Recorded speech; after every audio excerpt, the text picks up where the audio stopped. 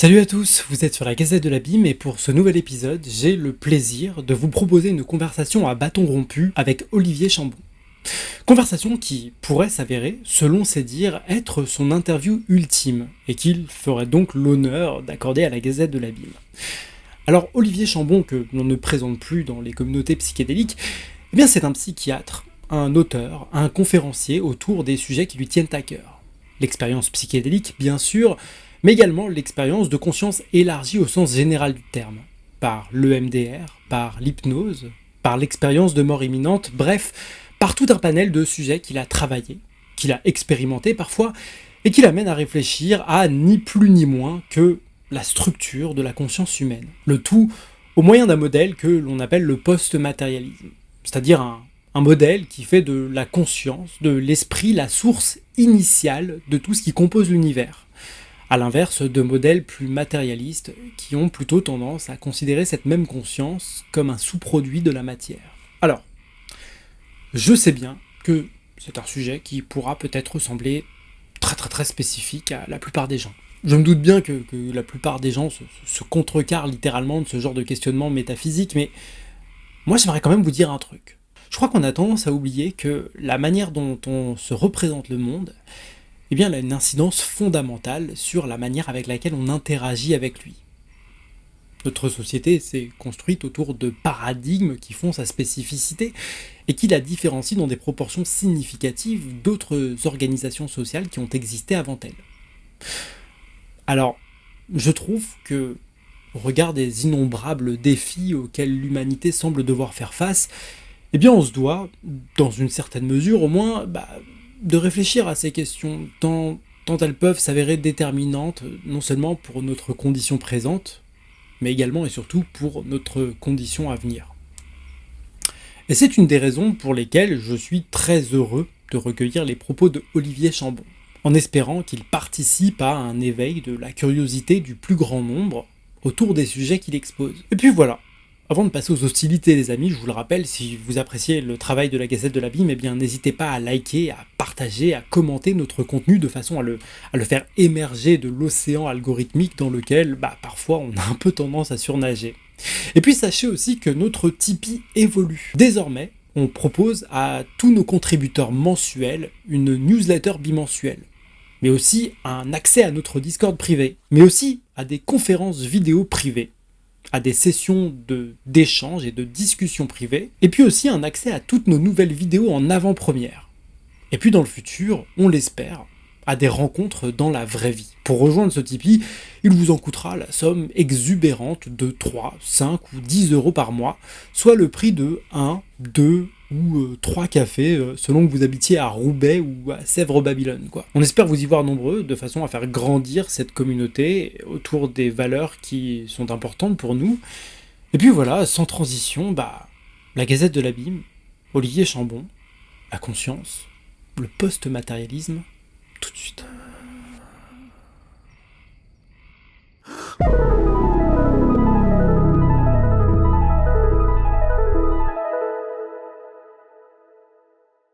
Bonjour Balthazar et bonjour à tous et à toutes. Merci beaucoup de nous rejoindre sur la Gazette de l'Abîme. Ça faisait longtemps que j'espérais un jour t'avoir, puisque je crois que la première fois que je t'ai contacté, c'était en 2021, et je crois que tu étais déjà très occupé, et puis on a dû repousser pour un certain nombre de raisons à chaque fois, et je suis très content de pouvoir t'accueillir aujourd'hui. Merci beaucoup. Et tu sais, un scoop, c'est que c'est peut-être, je dis peut-être parce qu'il faut jamais dire jamais, mais c'est peut-être la dernière interview vidéo que je fais sur ce sujet de toute ma vie. Ah bon? Ouais, je te réexpliquerai plus tard, mais j'ai une notion d'être bientôt à la retraite, mais à la retraite de beaucoup de choses, pas seulement D'accord. professionnelles. Donc, D'accord. Bon, bref. Eh ben Et écoute, aujourd'hui, je suis un peu fatigué, donc je vais essayer d'adapter ma façon de parler, d'être un peu moins enthousiaste que d'habitude et tirer sur l'énergie et plus cool, quoi. ok. Bah écoute, je vais essayer de te proposer la plus belle clôture possible si il s'avère Merci. qu'effectivement c'est ta dernière interview. Alors, pour résumer un tout petit peu, la personne que je comprends que tu es, donc tu es psychiatre, tu es auteur, tu es orateur depuis un certain nombre d'années au sujet des états de conscience modifiés, des états de conscience élargis en général et des différents moyens d'y accéder. Je sais que tu as beaucoup écrit au sujet des psychédéliques, tu as aussi récemment écrit au sujet de ce qui pourrait se passer après la mort, et tu as fondé avec Stéphane Schillinger, que j'ai reçu à plusieurs reprises sur la chaîne aussi, une page qui s'appelle La Fuse et qui encourage un usage spirituel des psychédéliques. Ouais. Je crois que vous deux, vous préférez d'ailleurs le terme entéogène. Oui. Le tout de façon à faciliter une entrée dans un paradigme un peu post-matérialiste, quoi. Écoute, oui, c'est tout juste, bien sûr. Alors simplement, je suis psychiatre et psychothérapeute principalement. C'est-à-dire, je prescris paradoxalement très peu de médicaments et je fais surtout des psychothérapies, dont des psychothérapies en état modifié de conscience, genre hypnose, EMDR, ou d'autres qui sont un peu adaptés de certaines techniques transpersonnelles. Bref, alors aussi dernière chose, quant à Stéphane Schillinger, c'est vraiment quelqu'un que je chéris dans mon cœur. C'est vraiment quelqu'un qui, pour moi, est, entre guillemets, sans prétention, mon successeur. C'est-à-dire, je peux partir tranquille à la retraite et il défendra la branche spirituelle, transpersonnelle, post-matérialiste de l'affaire, pour pas que ça tombe que dans les mains des matérialistes et des laboratoires qui vont désubjectiver et faire perdre leur âme aux thérapies psychédéliques. Voilà. Mais donc oui, Stéphane, j'en pense beaucoup de bien et je vous le conseille pour plein de raisons, dans ses stages, ses livres, qui va bientôt paraître chez Très Daniel, un livre sur la religion interdite, sur l'origine, ce qu'ont fait les psychédéliques dans l'origine de l'humanité pour faire évoluer l'homme, enfin bref. Vous êtes vraiment retrouvés autour de ces sujets-là et de cette approche-là, oui. Tous les deux. Mais ça se sent, ça se sent. C'est pour ça que j'avais aussi envie de t'inviter pour avoir un peu cette complémentarité qui pouvait exister entre vous deux, quoi. Est-ce que toi, tu pourrais nous développer justement pour tous ceux qui ne comprennent pas forcément ce qu'on veut dire, qu'est-ce que ça veut dire cette approche, ce changement de paradigme vers quelque chose de ce que tu appelles le post-matérialisme, quoi. Alors, je vais le faire tranquille, cool, on va dire. Allons-y. Parce que déjà, j'ai pas l'énergie pour le faire allons-y à l'attaque. Okay. Et en plus, parce que c'est un sujet qui est long de développement. C'est-à-dire, chaque terme pourrait être repris, redéfini, et on pourrait vraiment passer toute une journée là-dessus. Donc, je vais faire une sorte de résumé qui tient compte de mon vécu, mes expériences, mes rencontres, mes lectures, mes compréhensions, etc., quoi. Et après, à chacun qui est intéressé d'aller vérifier, valider lui-même personnellement ou pas par son expérience ce que je vais dire. Chacun peut garder ses points de vue, ça n'est pas grave, il y a de la place pour tout le monde dans le mouvement psychédélique, et d'ailleurs c'est bien dans un jardin que plusieurs espèces se marient, se conjuguent, elles s'apportent chacun des éléments nutritifs, donc il n'y a pas de souci. J'étais plus, entre guillemets, véhément, chevalier blanc, prosélyte quand j'étais jeune. Après ça te passe, tu te dis, bon calme, c'est que des psychédéliques, c'est pas la Seconde Guerre mondiale. Alors, moi, ce que je me suis demandé en faisant cette interview, pourquoi j'avais finalement, je t'avais demandé, parce que c'est moi qui suis venu chercher finalement pour cette interview, je me suis dit à l'après, mais qu'est-ce que tu vas chercher? Et puis je lui dis, écoute, fais-en quelque chose d'utile cette interview. T'as envie d'amener quoi aux gens, surtout si c'est la dernière intervention que tu fais, t'as envie de leur faire comprendre quoi? Enfin, faire comprendre, faire intuiter quoi? Donc je vais dire ça simplement. Alors déjà pour moi, sans parler d'un Dieu avec un grand D, mais il y a un God, G-O-D, c'est-à-dire une intelligence de la vie qui, G, ça veut dire qui guide, O, qui organise, et qui D, design, parce que c'est en anglais, c'est Gary Schwartz qui a créé cet acronyme God, G-O-D. Donc, pour moi, l'univers est vraiment une grande conscience en expansion. Il y a une sorte de conscience primordiale, constitutive de tout, et qui est sous-jacente à tout, et qui est irréductible, c'est-à-dire qu'on ne peut pas la réduire à d'autres composants qui l'expliqueraient. C'est elle qui explique tout, en fait. Et ça, c'est ce qu'on appelle le post-matérialisme, c'est-à-dire la conscience est première, la matière et l'énergie sont secondaires. Alors que dans le matérialisme, il n'y a que la matière, c'est le Dieu matière. C'est une église qui excomunie ceux qui ne sont pas d'accord avec elle, qui les met à l'index, il y a une chasse aux sorcières, il y a un miracle, c'est que la matière crée la conscience par l'opération du Saint-Esprit. Amen. Non, je fais ça exprès parce qu'ils sont censés être contre la religion et tout. En fait, c'est devenu une vraie religion. Au départ, avec Galilée, avec Newton, avec Descartes, qui étaient des gens spirituels. Ils ont créé ce postulat de départ que la matière est première pour pouvoir se distinguer, se distancier, créer un espace propre à la recherche scientifique qui ne soit pas contaminé par la théologie. Mais maintenant, le paradoxe, c'est que c'est devenu une nouvelle religion, quoi. C'est-à-dire qu'on ne peut pas penser en dehors de ça. Alors qu'il y a plein de travaux qui font que des anomalies qui ne sont pas expliquées par le matérialisme, une nouvelle physique, la physique quantique, depuis une centaine d'années, qui a dématérialisé le monde, qui montre qu'il n'est pas du tout ce que la physique classique matérialiste nous disait. Bref, il y a eu plein d'avancées qui ont fait que le matérialisme est non seulement dépassé, mais probablement erroné au vu du post-matérialisme. Il y a plein de choses qu'il ne peut pas expliquer, qu'il est obligé soit d'ignorer, soit de mépriser, soit de mettre sous le tapis. Ces domaines de recherche et ces trouvailles restent valables, mais simplement il lui manque la dimension de la conscience, et qu'il ne peut pas expliquer.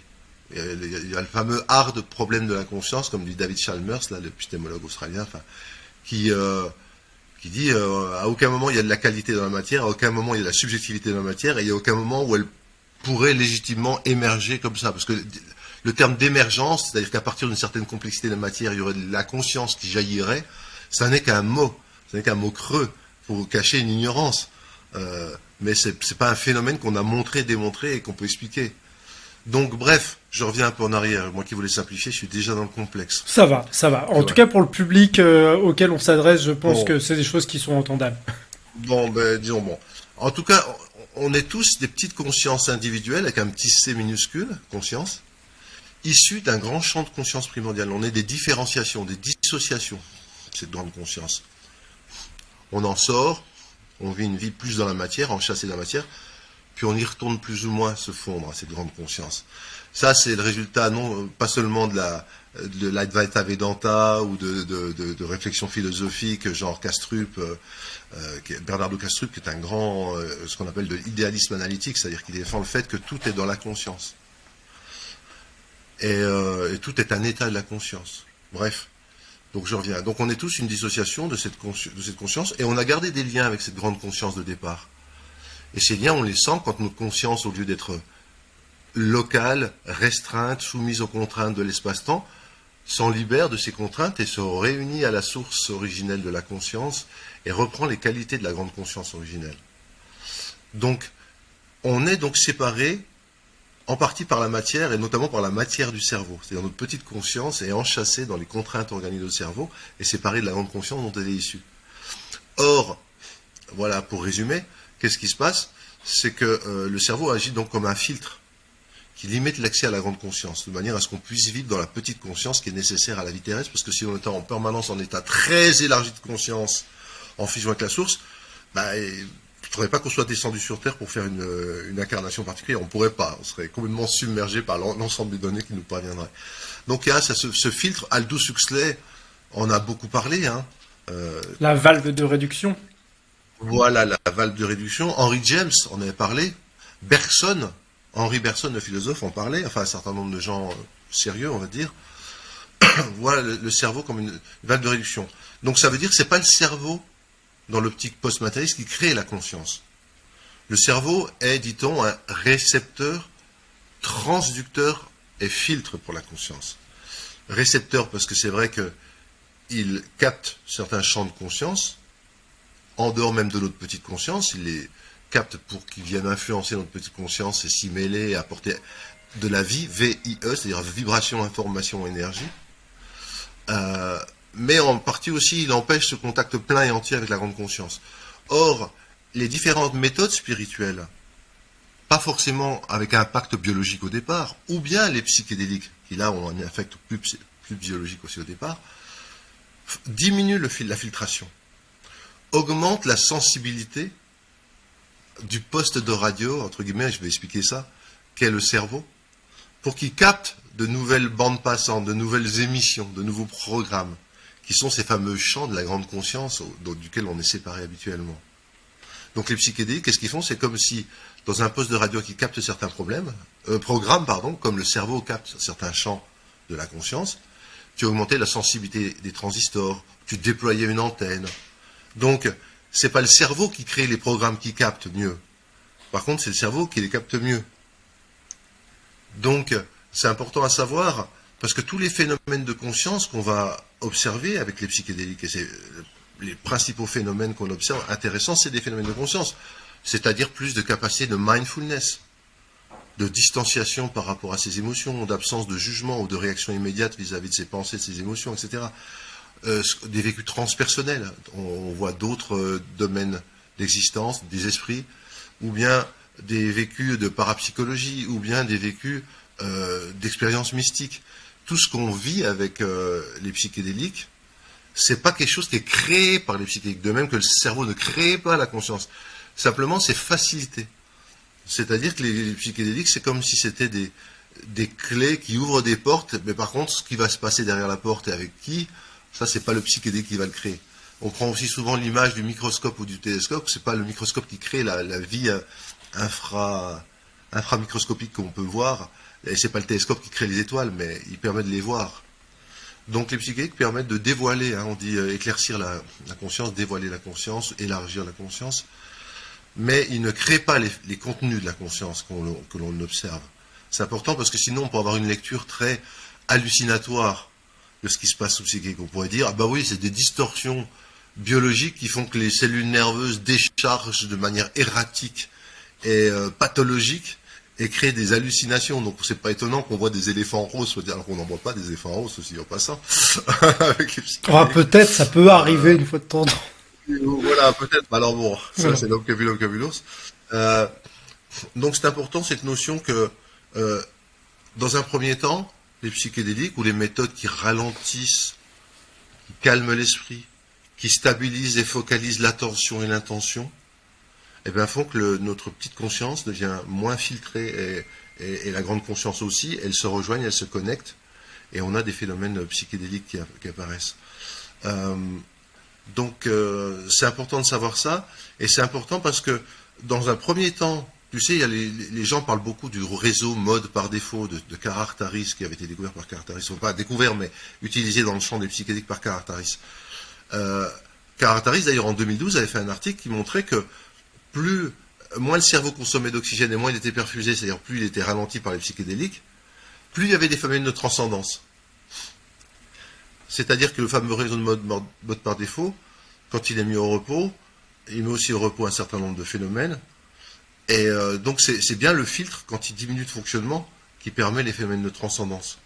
Mais après, c'est vrai que quand la conscience arrive, quand la grande conscience pénètre la conscience individuelle via le cerveau, qui est un récepteur, transmetteur, etc., quand la grande conscience pénètre, elle amène avec elle un flux d'énergie et d'information, et c'est ça qui, secondairement, excite des réseaux de neurones. C'est-à-dire il y a des neurones qu'on voit dans l'imagerie médicale qui normalement ne sont pas reliés entre eux, ne travaillent pas ensemble.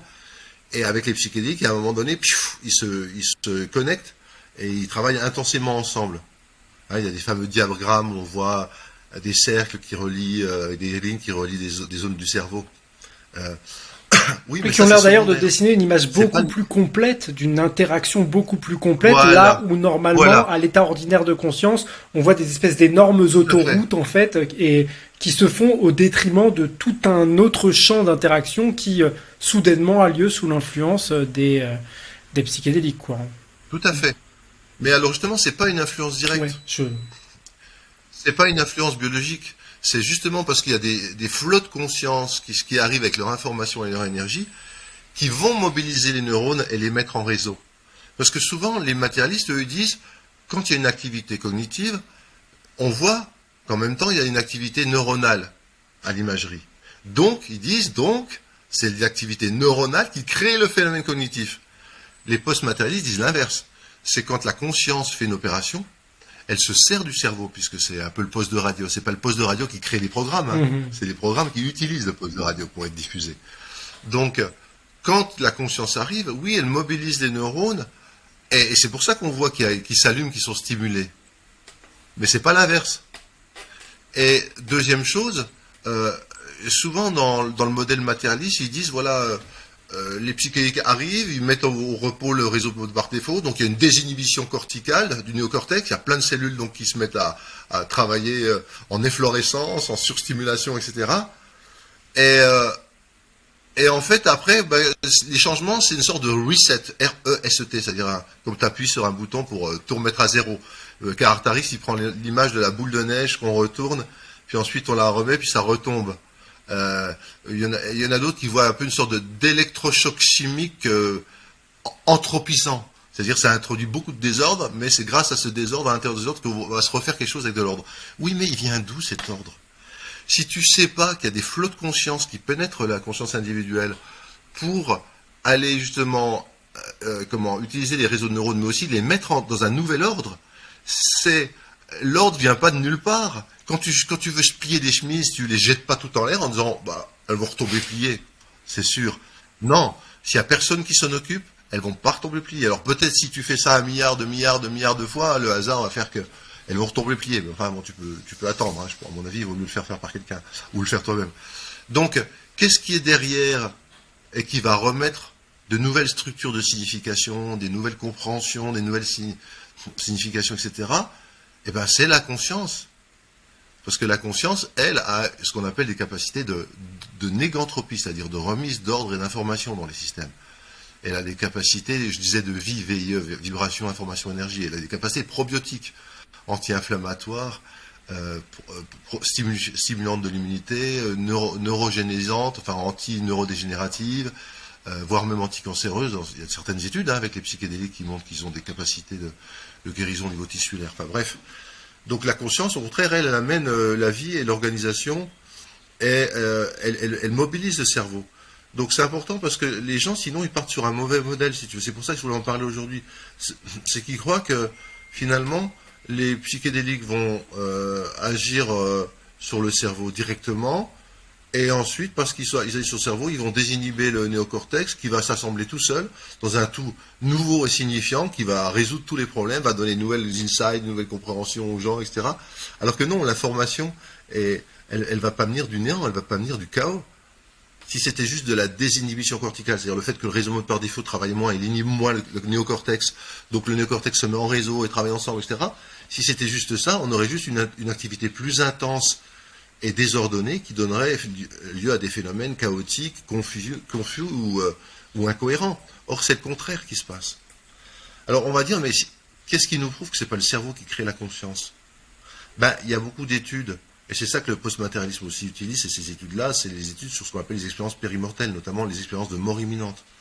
Dans ces expériences, les gens ont un cœur qui s'arrête, une respiration qui s'arrête, et au bout de 20 secondes, le cerveau n'est plus perfusé, plus oxygéné, et l'électroencéphalogramme, l'électricité électrique du cerveau, du néocortex de surface, tombe à plat. Et c'est là que la conscience fonctionne le mieux. C'est-à-dire que les gens, ensuite, quand ils sont dans cet état-là avec un électroencéphalogramme à plat, donc pratiquement plus ou très peu d'échanges d'électrochimie dans le cerveau, c'est là que la conscience est capable de prouesses incroyables, de mémorisation, de capacité d'analyse, plein de choses qui se passent pendant les expériences hors du corps. Mais si c'était le cerveau qui crée la conscience, quand le cerveau est complètement à plat ou en dysfonctionnement majeur, la conscience ne devrait pas mieux fonctionner. Sinon, c'est comme tu dis, oui, c'est le moteur qui fait bouger la voiture, et quand le moteur est en panne, la voiture est encore plus performante. Là, tu te dis, il y a un petit problème logique là, dans ce qu'on va te dire. Donc, de même que la conscience n'est pas dans la boîte crânienne, dans le corps, il y a d'autres phénomènes qui l'attestent. Par exemple, tout ce qu'on appelle la parapsychologie. La parapsychologie, les gens vont peut-être avoir les cheveux qui vont se dresser sur la tête, mais je suis désolé, il y a des études universitaires répliquées dans de nombreux pays avec des méta-analyses qui sont faites depuis plus de 50 ans et qui montrent qu'il y a un Big Five, c'est-à-dire les 5 grands de la parapsychologie qui ont été démontrés. Il y a la vision à distance, ou aussi on appelle ça clairvoyance, la précognition, ou les prémonitions, la télépathie, enfin une certaine forme de télépathie, une certaine intensité de télépathie, la psychokinèse, c'est-à-dire l'action de l'esprit sur la matière, et l'action de l'esprit sur les phénomènes, sur les corps biologiques à distance, la guérison à distance. C'est-à-dire on peut améliorer ou agir sur le niveau de stress de quelqu'un à distance. Ça a été démontré. Je ne dis pas qu'il y a eu quelques études un peu originales qui en ont fait part. Il y a eu de très nombreuses études qui ont été répliquées dans des centres très sérieux et publiées dans des revues avec comité de lecture. Et pour qui veut lire les résultats, ça a été prouvé. Avec un risque que ce soit lié au hasard à souvent 1 milliard ou 1/10 de milliard ou 1 centième de milliard. Il y a une chance sur 1 ou 100 milliards que ce soit lié au hasard. Or, dans les études classiques de la science moderne, quand on a déjà un test statistique qui dit qu'il n'y a que 5% d'erreurs, on accepte le résultat, avec 5% d'erreurs. Là, ce n'est pas 5% d'erreurs, c'est 1 sur 1 milliard. Donc c'est beaucoup plus sérieux que les études scientifiques habituelles, en fait, la parapsychologie, au niveau de la démonstration mathématique de l'existence de l'effet, quoi.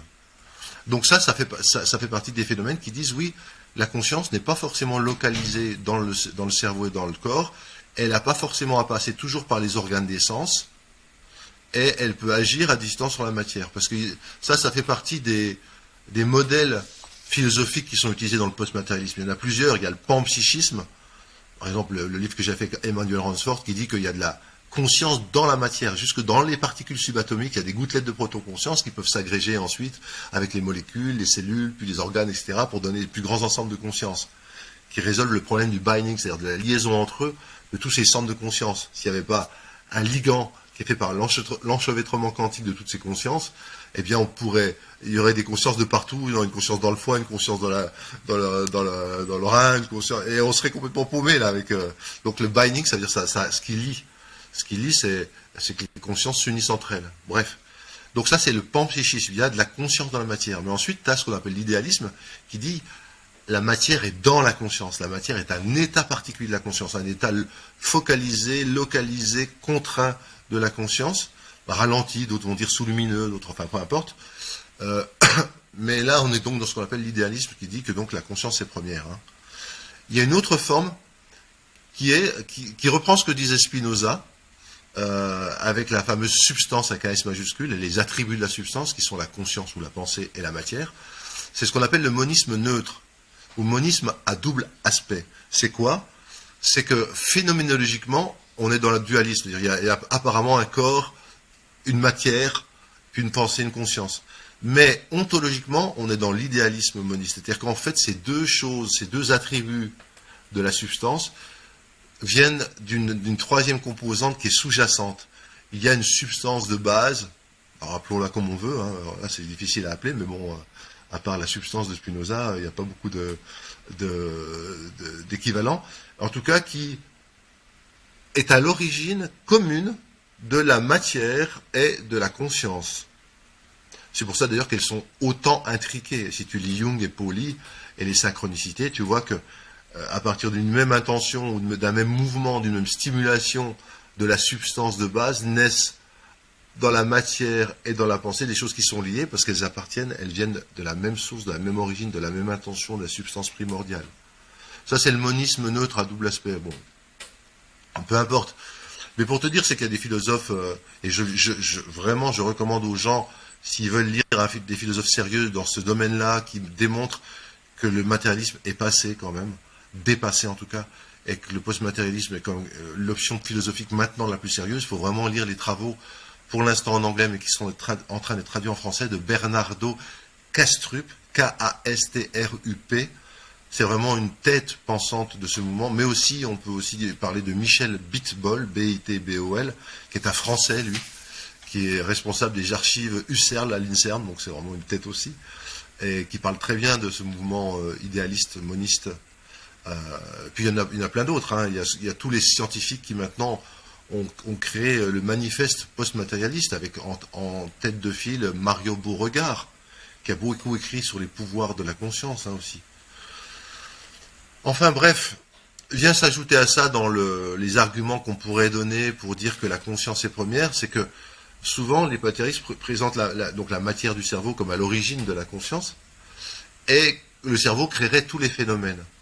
Or en fait, on s'aperçoit que c'est souvent l'inverse, c'est la conscience qui vient modifier le corps et le cerveau. C'est-à-dire par exemple si tu fais l'étude du phénomène placebo, des attentes et des croyances quant à l'efficacité d'un traitement.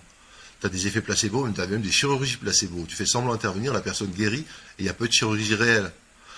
Tu as les effets de la méditation, qui modifient la structure cérébrale, qui modifient la densité des fibres grises ou des fibres blanches dans le cerveau. Tu as les effets de l'hypnose sur le corps. Il peut y avoir des phénomènes corporels incroyables. Tu as les effets du neurofeedback. Tu peux apprendre par ta conscience justement à conscientiser certains phénomènes qui normalement sont involontaires et inconscients, et à les modifier à l'intérieur de toi, dans ton corps. La pression artérielle, par exemple, des choses comme ça, le rythme cardiaque, etc. Donc ça, c'est le neurofeedback. Enfin, tu as tout un ensemble d'études qui montrent que voilà, la conscience agit sur le cerveau et sur le corps, plus qu'à l'inverse, le corps et le cerveau qui seraient les responsables premiers et majoritaires de la création de la conscience. Alors, je ne sais pas si je suis pas en train de perdre les gens avec tout ce que je suis en train de dire, est-ce que c'est utile ou pas, mais si on pouvait dire une chose, si je reprends la métaphore du cerveau, qui est comme un poste de radio, Bien sûr, vas-y. euh, c'est pas lui qui crée les programmes. Si tu entends un orchestre dans la radio, ça sert à rien de démonter la radio, il n'y a pas l'orchestre dedans. Il est ailleurs en train de jouer. Si tu casses ton poste de radio, effectivement, tu reçois plus les signaux, donc tu n'entends plus l'orchestre. Ça ne veut pas dire que l'orchestre est mort et n'existe plus. Si tu répares ton poste de radio, tu captes à nouveau. Ça, c'est un peu une métaphore des gens qui disent oui, mais alors, vous dites que ça vient pas du cerveau, la conscience, mais alors pourtant, quand il y a une atteinte du cerveau, ben, il n'y a plus de conscience. C'est-à-dire que la conscience, le champ de conscience n'est plus capté. Mais si tu répares le cerveau, si le cerveau va mieux, il recapte à nouveau, il redevient conscient de ce champ de conscience. Et de même, si tu stimules le cerveau, oui, il se passe des choses. Mais c'est sûr que si tu stimules les transistors du poste, si tu modifies la bande passante, il va se passer aussi des choses. Donc les arguments matérialistes pour dire que c'est le cerveau qui crée la conscience ne sont pas spécialement en faveur du matérialisme. On peut l'expliquer dans une optique post-matérialiste, où le cerveau est juste un facilitateur et pas un créateur de la conscience. Voilà, mais j'ai peur d'avoir été un peu Ah non, moi je trouve disparate, qu'on a une excellente fouillis. synthèse de Olivier Chambon sur l'ensemble de sa carrière, hein. Ah bon, ah bon, Enfin, super.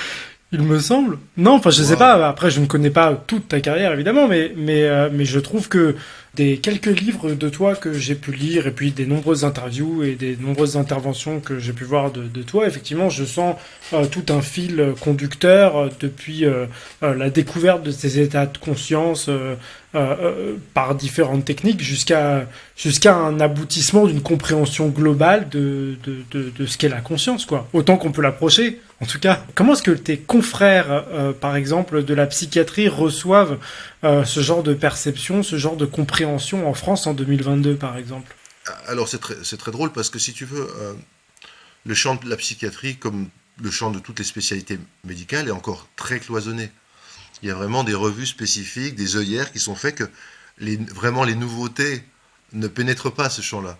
Les vraies nouveautés, c'est-à-dire que la physique quantique qui existe depuis un siècle n'a toujours pas ou très peu influencé la biologie, enfin ça commence maintenant, mais très peu ou pas le champ de la psychologie, à part certaines exceptions, justement les fameux signataires du manifeste post-matérialiste, genre Rupert Sheldrake, genre tous ceux qui sont connus, Gary Schwartz, etc.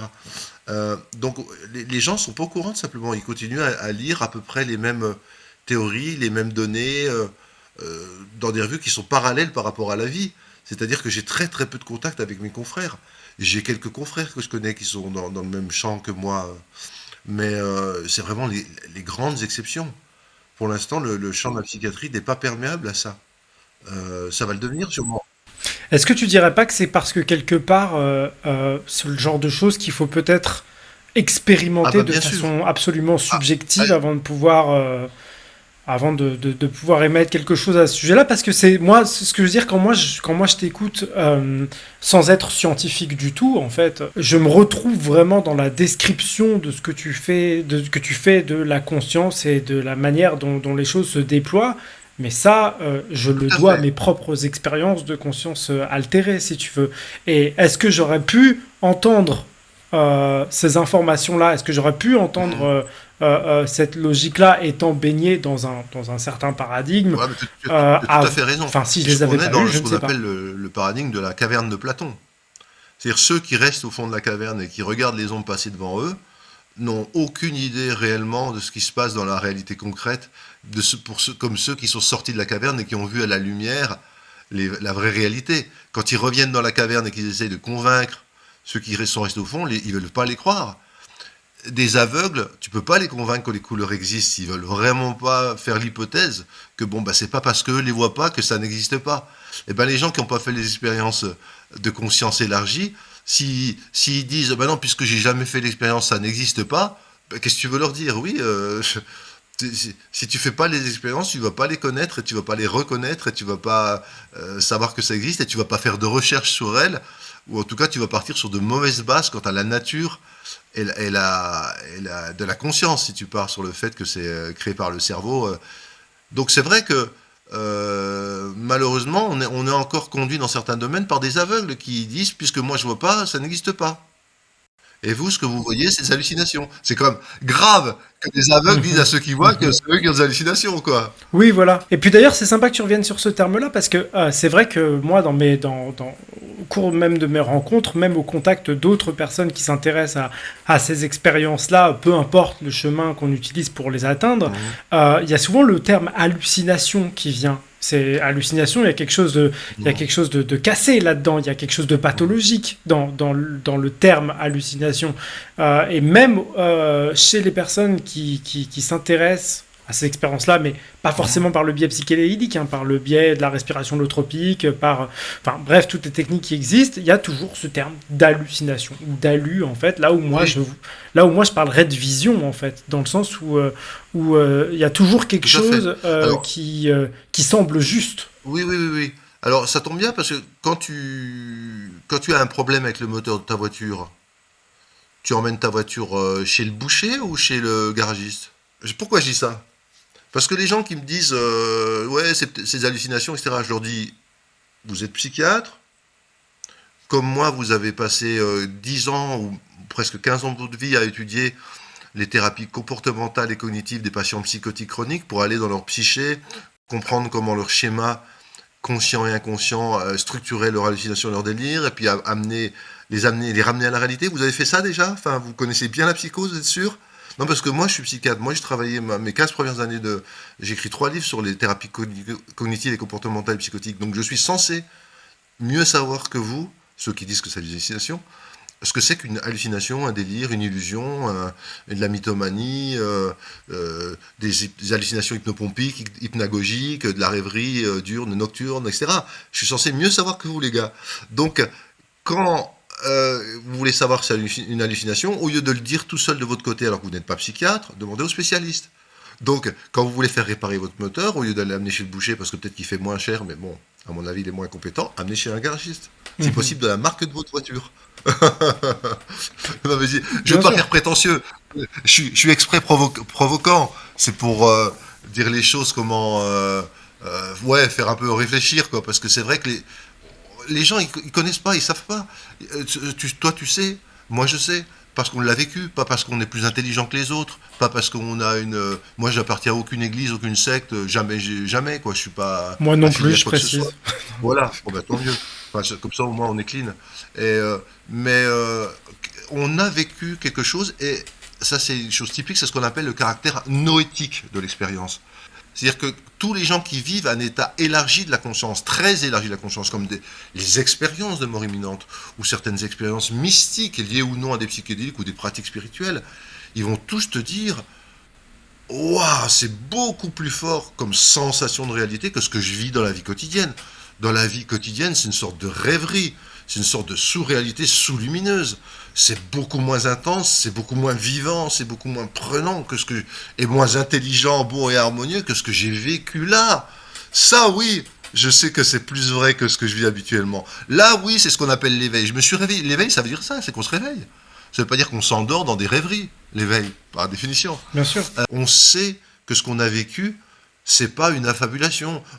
Je suis capable. Moi, j'ai fait aussi toute la formation Michael Hardner sur la Foundation for Shamanic Studies, puis la formation ensuite Nature, Conscience et Chamanisme de Liliane van der Velde, et ça m'a permis d'apprendre des techniques de voyage dans le monde d'en haut, dans le monde d'en bas, etc., en transe, avec le tambour, le chant, la danse, etc., ou les de sudation. Donc, j'ai vécu aussi des états modifiés de conscience, volontairement induits, si tu veux, mais sans substance, et je peux savoir la différence entre ces mondes-là, ces contacts que j'ai pu avoir avec certaines entités autonomes, hein, qu'on peut appeler des esprits avec un petit E, n'est-ce pas? Je sais faire la différence entre ça et des rêveries, parce que dans cette méthode-là, tu apprends justement à convoquer le bon niveau d'information et à t'accorder au bon canal de réception. Et tu le fais consciemment et volontairement. C'est très technique. T'es pas dans un état stuporeux, tu sais, comme des mecs qui auraient fumé du cannabis au fond de leur garage et puis qui délirent entre eux, quoi. T'es hyper précis dans D'ailleurs, Oui, on n'a pas du tout ce sentiment de déliquescence de quoi que ce soit, en fait. Enfin, il y a une déliquescence pour amorcer justement quelque chose, et ensuite on rentre dans quelque chose de très très clair et de très structuré, quoi. Tout à fait. Et Corinne Sombrin, par exemple, qui apprend ce qu'elle appelle la transcognitive, qui est donc une modalité chamanique, mais appris au grand public, c'est fait de façon très claire, très lucide, c'est fait avec comment, un apport, ou en tout cas une idée scientifique. On peut très bien aller dans les états modifiés de la conscience sans tomber dans l'hallucination, le daydreaming, etc. C'est important, ça va faire la différence. Mais les gens qui n'ont pas vécu peuvent pas le savoir. Michael Harner, donc l'anthropologue américain qui a créé la Foundation for Shamanic Studies, c'est une fondation qui enseigne le core shamanisme, core C-O-R-E, ça veut dire le central, le cœur du chamanisme. C'est-à-dire que tous les chamanistes dans le monde entier, ils partagent plus ou moins les mêmes techniques. Recouvrement d'âme, extraction chamanique, travail de psychopompe, travail avec l'esprit nature, travail avec les rêves, enfin bref, un certain nombre d'invariants qu'on retrouve dans toutes les cultures et à toutes les époques. Alors c'est intéressant parce que si c'était juste du rêve et de l'hallucination, déjà premièrement, ça serait idiosyncrasique, c'est-à-dire personne n'aurait le même. Or là, ils partagent tous le même alors qu'ils ne se sont pas concertés. À l'époque, il n'y avait pas Internet. Il y a 3000 ans, 5000 ans, il n'y avait pas Internet pour que tout le monde se mette d'accord sur les procédures. Hein. Donc, tout ça, pourquoi j'en parle de ça Michael Harner. Ah oui, Michael Harner, donc, qui a étudié, qui est un grand prof d'université américain connu mondialement, un anthropologue vraiment réputé, lui disait le chamanisme c'est très bien pour les sceptiques. Alors tu vas dire ah bon pourquoi? Ben, parce que quand ils font les procédures qu'on apprend aux gens, ben, ils s'aperçoivent. Mais il faut qu'ils fassent le premier pas. Moi je dis toujours aux gens si tu dis moi j'ai pas de voisin. Ah bon, t'es allé voir, t'es allé sonner? Non, j'ai jamais sonné là-bas, mais j'ai pas de voisin. Mais comment tu peux le savoir si t'as pas été au moins faire le premier pas d'aller sonner à la porte, toquer, puis voir si quelqu'un. Non, non, mais je peux pas le savoir, j'ai pas de voisin. Bon, ok, là tu sais ce qu'on appelle les gens obtus, c'est-à-dire pour le croyant aucune preuve n'est nécessaire, pour le sceptique professionnel aucune preuve n'est suffisante. C'est-à-dire, tu pourras bien leur dire tout ce que tu veux, leur montrer qu'il y a eu des méta-analyses, des études très scientifiques. Non, non, ouais, mais non, c'est peut-être ça, c'est peut-être si, ok, bon bah, je compte là, rien n'est vrai, quoi, jamais. Mais alors pourquoi une telle résistance, selon toi? Puisqu'en plus tu as une formation allopathique très très très classique à la base, si je ne m'abuse, tu dois avoir une compréhension, du coup tu as un peu une double compréhension de la chose, tu as dû l'avoir dans un plan comme un autre, et selon toi, pourquoi il y a cette résistance-là? Effectivement, c'est important de rappeler ça, c'est que moi dans mes études, alors non seulement j'ai fait médecine, bon, c'est un peu scientifique médecine, mais pas, c'est matérialiste en tout cas.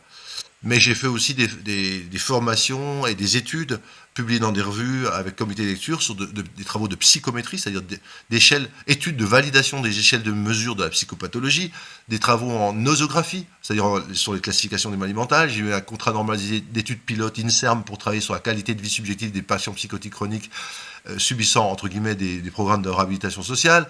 J'ai fait un DEA de neurosciences, j'ai eu un diplôme de neuroanatomie, un autre de neurophysiologie. J'ai fait le STARC, le STEP, c'est-à-dire des études de statistiques appliquées à la recherche clinique ou bien à l'épidémiologie. Voilà. Enfin bref, tout c'est pourquoi je dis ça, entre autres, et puis j'ai oublié des trucs encore sûrement, c'est pour dire que je ne suis pas ignorant de la méthodologie scientifique. Quand je parle de ça, c'est en connaissance de cause. Et c'est important. Je voudrais témoigner de ça. C'est pas ma petite personne que je mets en avant. C'est vraiment utiliser ce que je suis, les gars, pour accréditer. Il y a des gens qui ont les pieds sur terre, en tout cas normalement, je pense. Faut demander à mes enfants, ma femme et tout, mais bon, je pense qu'ils vont dire oui quand même à ce niveau-là. Enfin, qui a les pieds sur terre, qui a une formation réellement scientifique, donc qui peut voir les biais dans les études, etc.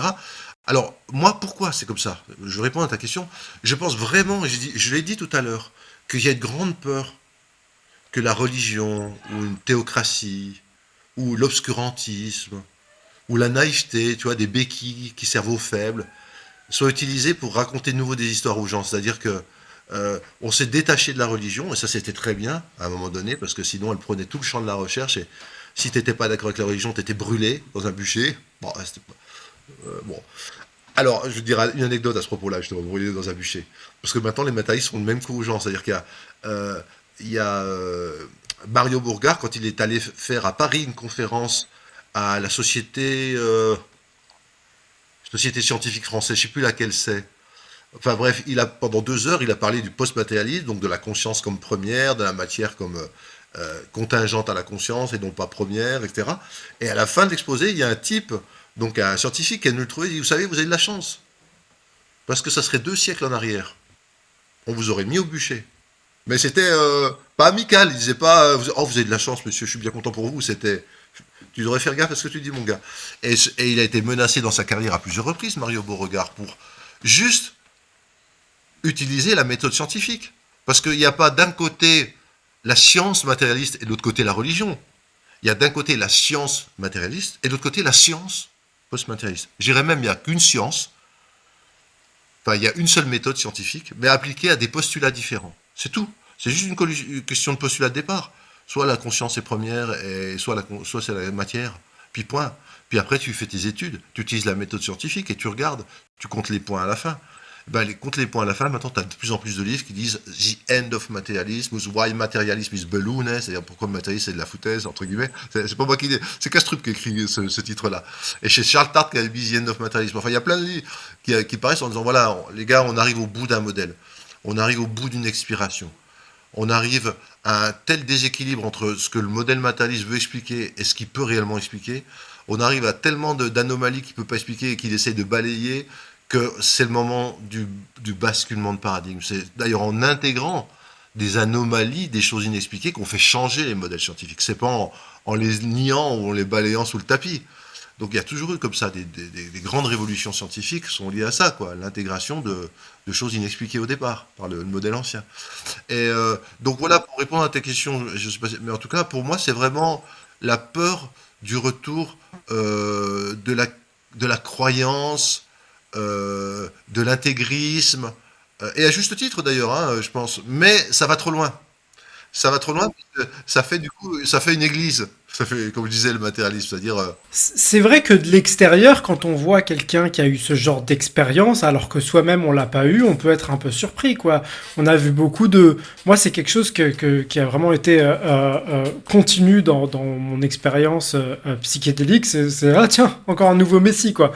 C'est oui, tous oui, les tout à jours, fait. il y a celui qui a fait sa première expérience, il a tout compris, il a été choisi par l'univers, etc. Et puis, enfin, il y a une partie de l'intégration quand même qui consiste à faire revenir un petit peu les gens à un niveau entendable par tout le monde, quoi. Et il y a parfois une espèce d'élan comme ça parce qu'on a on a eu accès à quelque chose de tellement nouveau, de tellement étranger à la culture occidentale que pas il y a une période où on est un peu galvanisé dans des proportions qui peuvent être un peu effrayantes, je suppose, pour ceux qui savent pas, qui n'ont pas vécu l'expérience dans leur chair. Oui, oui. Et paradoxalement, un certain nombre de gens ont peur qu'il y ait quelque chose après la mort, ont peur de la survie de la conscience après la mort. Je dis paradoxalement parce que c'est plutôt, pour moi en tout cas, une bonne nouvelle qu'on tombe pas dans un néant qui anéantisse tout et que tout ce qu'on a vécu disparaisse pour toujours de manière complètement absurde.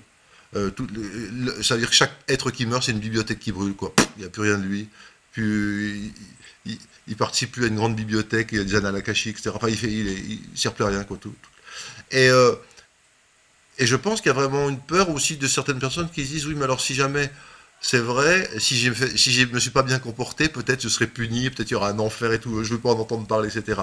Ce qui est jamais le cas dans l'approche post-matérialiste et les expériences de mort imminente, on parle pas du tout d'enfer, de culpabilité. Au contraire, c'est des domaines où souvent les gens vivent des expériences avec beaucoup de lumière, d'amour, de compréhension, de pardon, ils font des revues de vie, etc. Donc, mais tu sais, c'est marrant parce que moi, mes ex-beaux-parents, j'avais écrit 4 livres sur la mort. Et des livres, bon, expérience extraordinaire autour de la mort, oser parler de la mort aux enfants, mais surtout chez Larousse, La vie après la mort, un gros livre qui faisait l'état des recherches depuis 45 ans, très sérieux, très documenté, et puis récemment, 8 raisons de croire en l'existence de la vie après la mort, encore chez Larousse, bref. Donc j'ai écrit 4 livres quand même. Je suis psychiatre quand même, et il voit bien que je délire pas au quotidien. Eh ben, mes livres, quand je leur en parlais, j'essayais de leur expliquer que il y a sûrement une survie de la conscience après la mort, il y a beaucoup d'études. C'est comme si je leur disais rien, c'est comme si ça n'existait pas, c'est comme si ça ne les intéressait pas. Ils continuaient à avoir leur même opinion. Alors tu te dis, alors c'est sûr que nul est prophète dans son pays, mais alors même dans sa famille ou sa belle famille, on va dire, mais tu te dis, mais pourquoi il y a cette cécité? C'est-à-dire que même quand quelqu'un qui est censé être sérieux, qui est médecin, qui a écrit 4 livres, enfin c'est pas tout le monde quoi qui fait ça. Viens chez toi te parler tranquillement des données qui montrent que la conscience persiste après la mort du cerveau, etc. Non. Non. Tu te dis, mais alors, qu'est-ce qu'il faut que je fasse? Tu comprends qu'il n'y a rien à faire. Ouais. Vous reprendrez du rôti? Ah, voilà. Ben, Ouais, c'est un peu ça. ouais, je Ben, comprends. c'est un peu ça. Avec ma compagne Marie-Odile Riffard, on est allé parler de notre livre, là, le 8 raisons de parler de croire à l'existence de la vie après la mort. C'était chez qui c'était? C'était une émission à Europe 1. Donc, elle y est allée physiquement à Paris, et moi j'étais en lien téléphonique avec eux. Et pendant l'émission, donc il y avait notamment aussi un médium qui est bien connu des milieux parisiens, Jean Castagnère. Testanière. Jean Testanière, bref, qui a écrit un best-seller aussi. Enfin, lui, pardon, sur ce domaine. Et, euh, et donc, on était là, et très sérieusement, en tant que médecin et en tant que psychologue, on disait, bah oui, on a étudié toutes les données, il semble vraiment qu'il y ait une survie de la conscience après la mort. Et ben, la réponse, c'était un peu ça, ce que tu viens de dire. Vous reprendrez pas le billet de faire de gâteau. T'as l'impression que tu leur avais Oui, rien t'as dit, un gros quoi. malaise. Ouais, ouais, ouais, je vois. C'est-à-dire qu'ils font venir des scientifiques, nous, on fait notre boulot, on fait l'enquête, on fait le livre, puis une fois que c'est fait, tu leur dis, bon, ben d'accord, et puis ça va, en fait, toi, le petit il va bien, tu sais, ta propre Ouais, ouais, machin. c'est vrai. Non, c'est pas, c'est bizarre, Les c'est pas mecs, ils veulent entendable. pas savoir, ils veulent pas Hmm. savoir. Non, je disais paradoxalement, on a quand même l'impression que. Alors là, je vais vraiment parler de quelque chose d'extrêmement subjectif, mais j'ai l'impression quand même qu'on tend tous vers une espèce d'anxiété quant au déroulé des événements à venir, que ce soit sur le plan écologique, sur le plan social, sur le plan économique, bref. On a quand même l'impression que la déliquescence actuelle fait que il y a un regain d'intérêt justement pour les choses qui vont au-delà du paradigme matériel tel que tu le décris et qui fait qu'il y a de plus en plus de gens qui s'intéressent aux différentes manières d'explorer sa conscience. Je pense que la troisième vague psychédélique dont on parle ces dernières années me semble un petit peu corrélée quoi, au sentiment qu'on arrive un peu au bout d'une civilisation. Quoi. Ouais, ouais. Oui, et en plus, ça n'est pas uniquement ou très peu défensif. Je crois que c'est un vrai mouvement profond dans l'âme et dans la psyché qui s'opère. Tu vois, moi, très récemment, j'ai eu le Covid, et ben, c'est la première fois que je l'avais, ça m'a vraiment aidé à réaliser un changement intérieur que j'aurais peut-être mis des années à faire. Et pour moi, c'est un beau changement, c'est une maturation. Donc je remercie le Covid. Et non, mais vraiment, hein, je dis ça alors Tu es que le premier. franchement, non, mais franchement, il me fatigue, hein. Il y a des fois, je dis bon, sympa. Mais n'empêche qu'il m'a permis de lâcher plein de choses que, avec ma personnalité très organisée, très, comment on pourrait dire, pas obsessionnelle, mais enfin, presque, j'aurais mis des années à lâcher. Donc, je pense que ça nous modifie, ces crises, ces épées de Damoclès qu'on a, parce qu'avant, il y a 10 ans, moi j'étais insouciant. Mais maintenant, épée de Damoclès, le Covid ou d'autres virus qui peuvent apparaître, la crise économique et l'inflation qui fait que peut-être notre argent ne vaudra plus rien, la guerre en Ukraine, peut-être un jour il y aura un mec qui voudra enchaîner dans une petite guerre nucléaire, l'écologie qui n'a jamais été aussi une urgence climatique, qui n'a jamais été aussi flagrante, frappante, est déjà en train d'agir sur nos biotopes, vraiment. Donc on a plein d'épées de Damoclès, on peut plus vivre de manière insouciante. Mais ça, j'y vois, alors ça, comment, je le dis personnellement, après chacun son opinion, j'ai pas dit que j'avais la vérité, mais moi j'y vois comme beaucoup de gens d'ailleurs, une opportunité quand même de croissance accélérée. Si ça se si on se réveille et si on se bloque pas en disant mais non, il faut se battre contre les gens, contre les choses, c'est terrible ce qui nous arrive. Alors effectivement, on pourrait bloquer le truc et faire que ça soit effectivement terrible. Mais si on a une sorte de profonde conscience et confiance, les deux d'ailleurs, confiance, conscience, dans, dans le fait qu'il y ait une intelligence derrière tout ça qui cherche à obtenir un changement, une mutation, ouais, c'est plus qu'un changement, c'est une mutation à ce niveau-là. Et il n'y a pas que le virus, nous aussi on doit muter. Mais le virus est un maître des mutations. Peut-être c'est pour ça qu'il est là pour nous enseigner. C'est-à-dire, je vais te montrer comment on change rapidement, moi, tu vas voir. Donc, Ok. peut-être, hein. Tu vois, bon, je vais pas Oui, oui, non, m'avancer je vois plus ce que. que ça. Oui, oui, oui, un petit peu. Bah, je sais pas si tu avais vu. Je sais pas si tu es familier d'un sorte de philosophe, psychologue, clinicien canadien qui s'appelle Jordan Peterson et qui a beaucoup parlé, Ah par non. exemple, justement de l'analogie un petit peu du homard, quoi, qui fait qu'à un moment donné, on arrive au Ah oui. terme de la croissance possible d'un corps dur et c'est le moment où il Hmm. faut casser ce C'est ça. corps en fait et que on était dans une et quand le homard sort de sa coquille, Mhm. il est dans une phase extrêmement vulnérable, mais s'il passe ce Ouais, ouais. cap-là, bah justement, il est plus complet encore que Mhm. sa version Ouais, précédente et ouais. plus fort, etc. Mais tout Ouais, ce ouais. que tu me dis, en fait, m'invite un petit peu à te rediriger vers une autre de tes activités, bah, qui est la fondation de la Fuse que tu as fait, que tu as fondée avec Stéphane, qui justement promulgue, enfin tu me diras si c'est justement ou pas, mais qui promulgue un usage responsable Spirituel. Oui, à des fins spirituelles oui.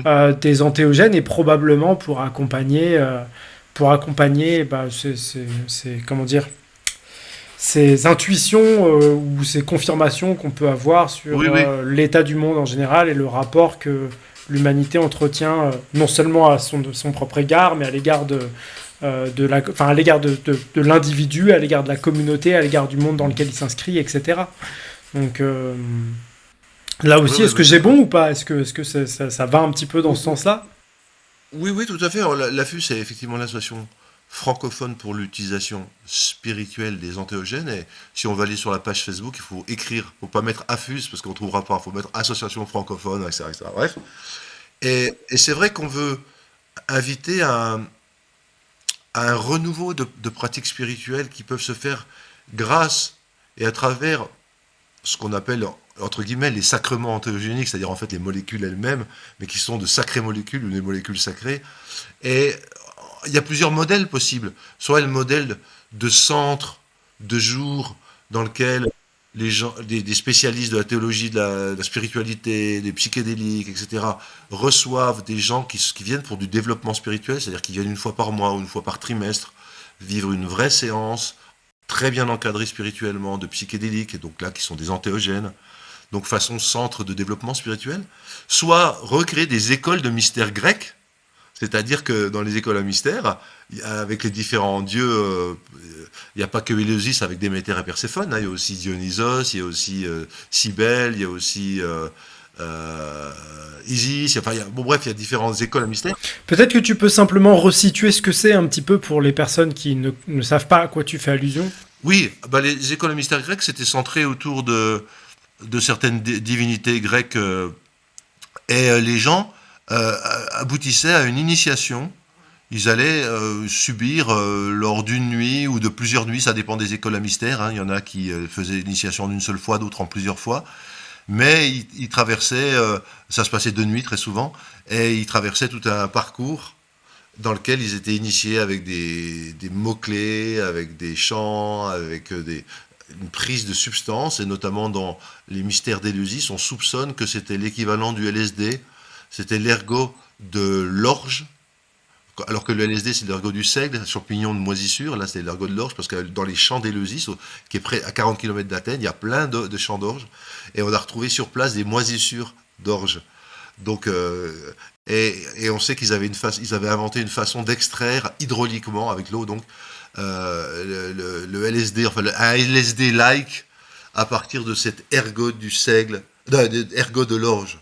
Bref, donc lors de cette initiation, la personne reçoit des objets sacrés, on lui transmet des codes ou des mots, il vit parfois des sortes de psychodrames, il y a des mises en scène qui peuvent faire très peur ou qui peuvent faire apparaître une sorte de rituel mort-renaissance, parce que c'est beaucoup une catabase, descente aux enfers ou dans le monde des morts, puis remonter au paradis. C'est vraiment une mort-renaissance qui est commune d'ailleurs aux psychédéliques.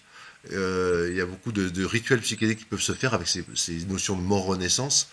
Et dans les cultes à mystère, il y avait cette notion, et l'initié était changé, transformé intérieurement, après une nuit ou une autre encore d'initiation. Alors on ne connaît pas tout ce qui se passait pendant les rites, parce que les mystes, M-Y-S-T-E-S, c'est-à-dire ceux qui passaient l'initiation, grâce aux mystagogues, ceux qui faisaient passer l'initiation, n'avaient pas le droit de parler. Et ceux qui parlaient de ce qui se passait étaient mis à mort. Donc tu comprends qu'on a peu de documents écrits, il y a tout au plus une transmission orale, mais à force de corroborer les différents mythes, Le mythe de Mitra aussi, j'ai oublié de de signaler, qui est très important parce qu'après il est allé chez les Romains, il a continué sa vie et il a beaucoup influencé les Romains.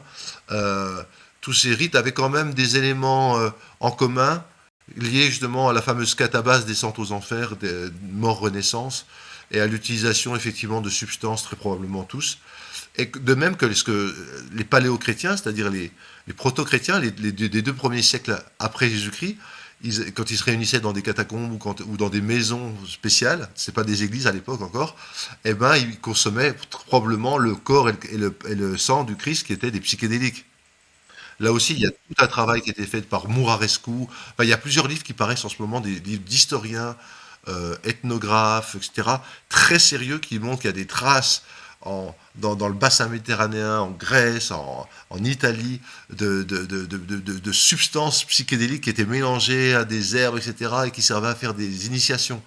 Donc, et il y a notre Il y a ami. aussi l'excellent dernier bouquin de Michael Pollan qui n'a pas été traduit en français, mais qui fait état notamment de l'usage de la mescaline par les peuples d'Amérique du Tout à Nord, fait. qui a eu une recrudescence en fait après que ces peuples-là étaient parqués dans des Oui, réserves et qui disent beaucoup, enfin qui ont presque créé une sorte de reproduction de oui, ces oui. mystères d'Éleusis en fait, puisque c'était des cérémonies auxquelles les Occidentaux, enfin en tout cas les Américains récents n'avaient absolument pas accès, qui étaient complètement mystérieuses et complètement fermées à qui que ce soit d'autre que les personnes de la communauté.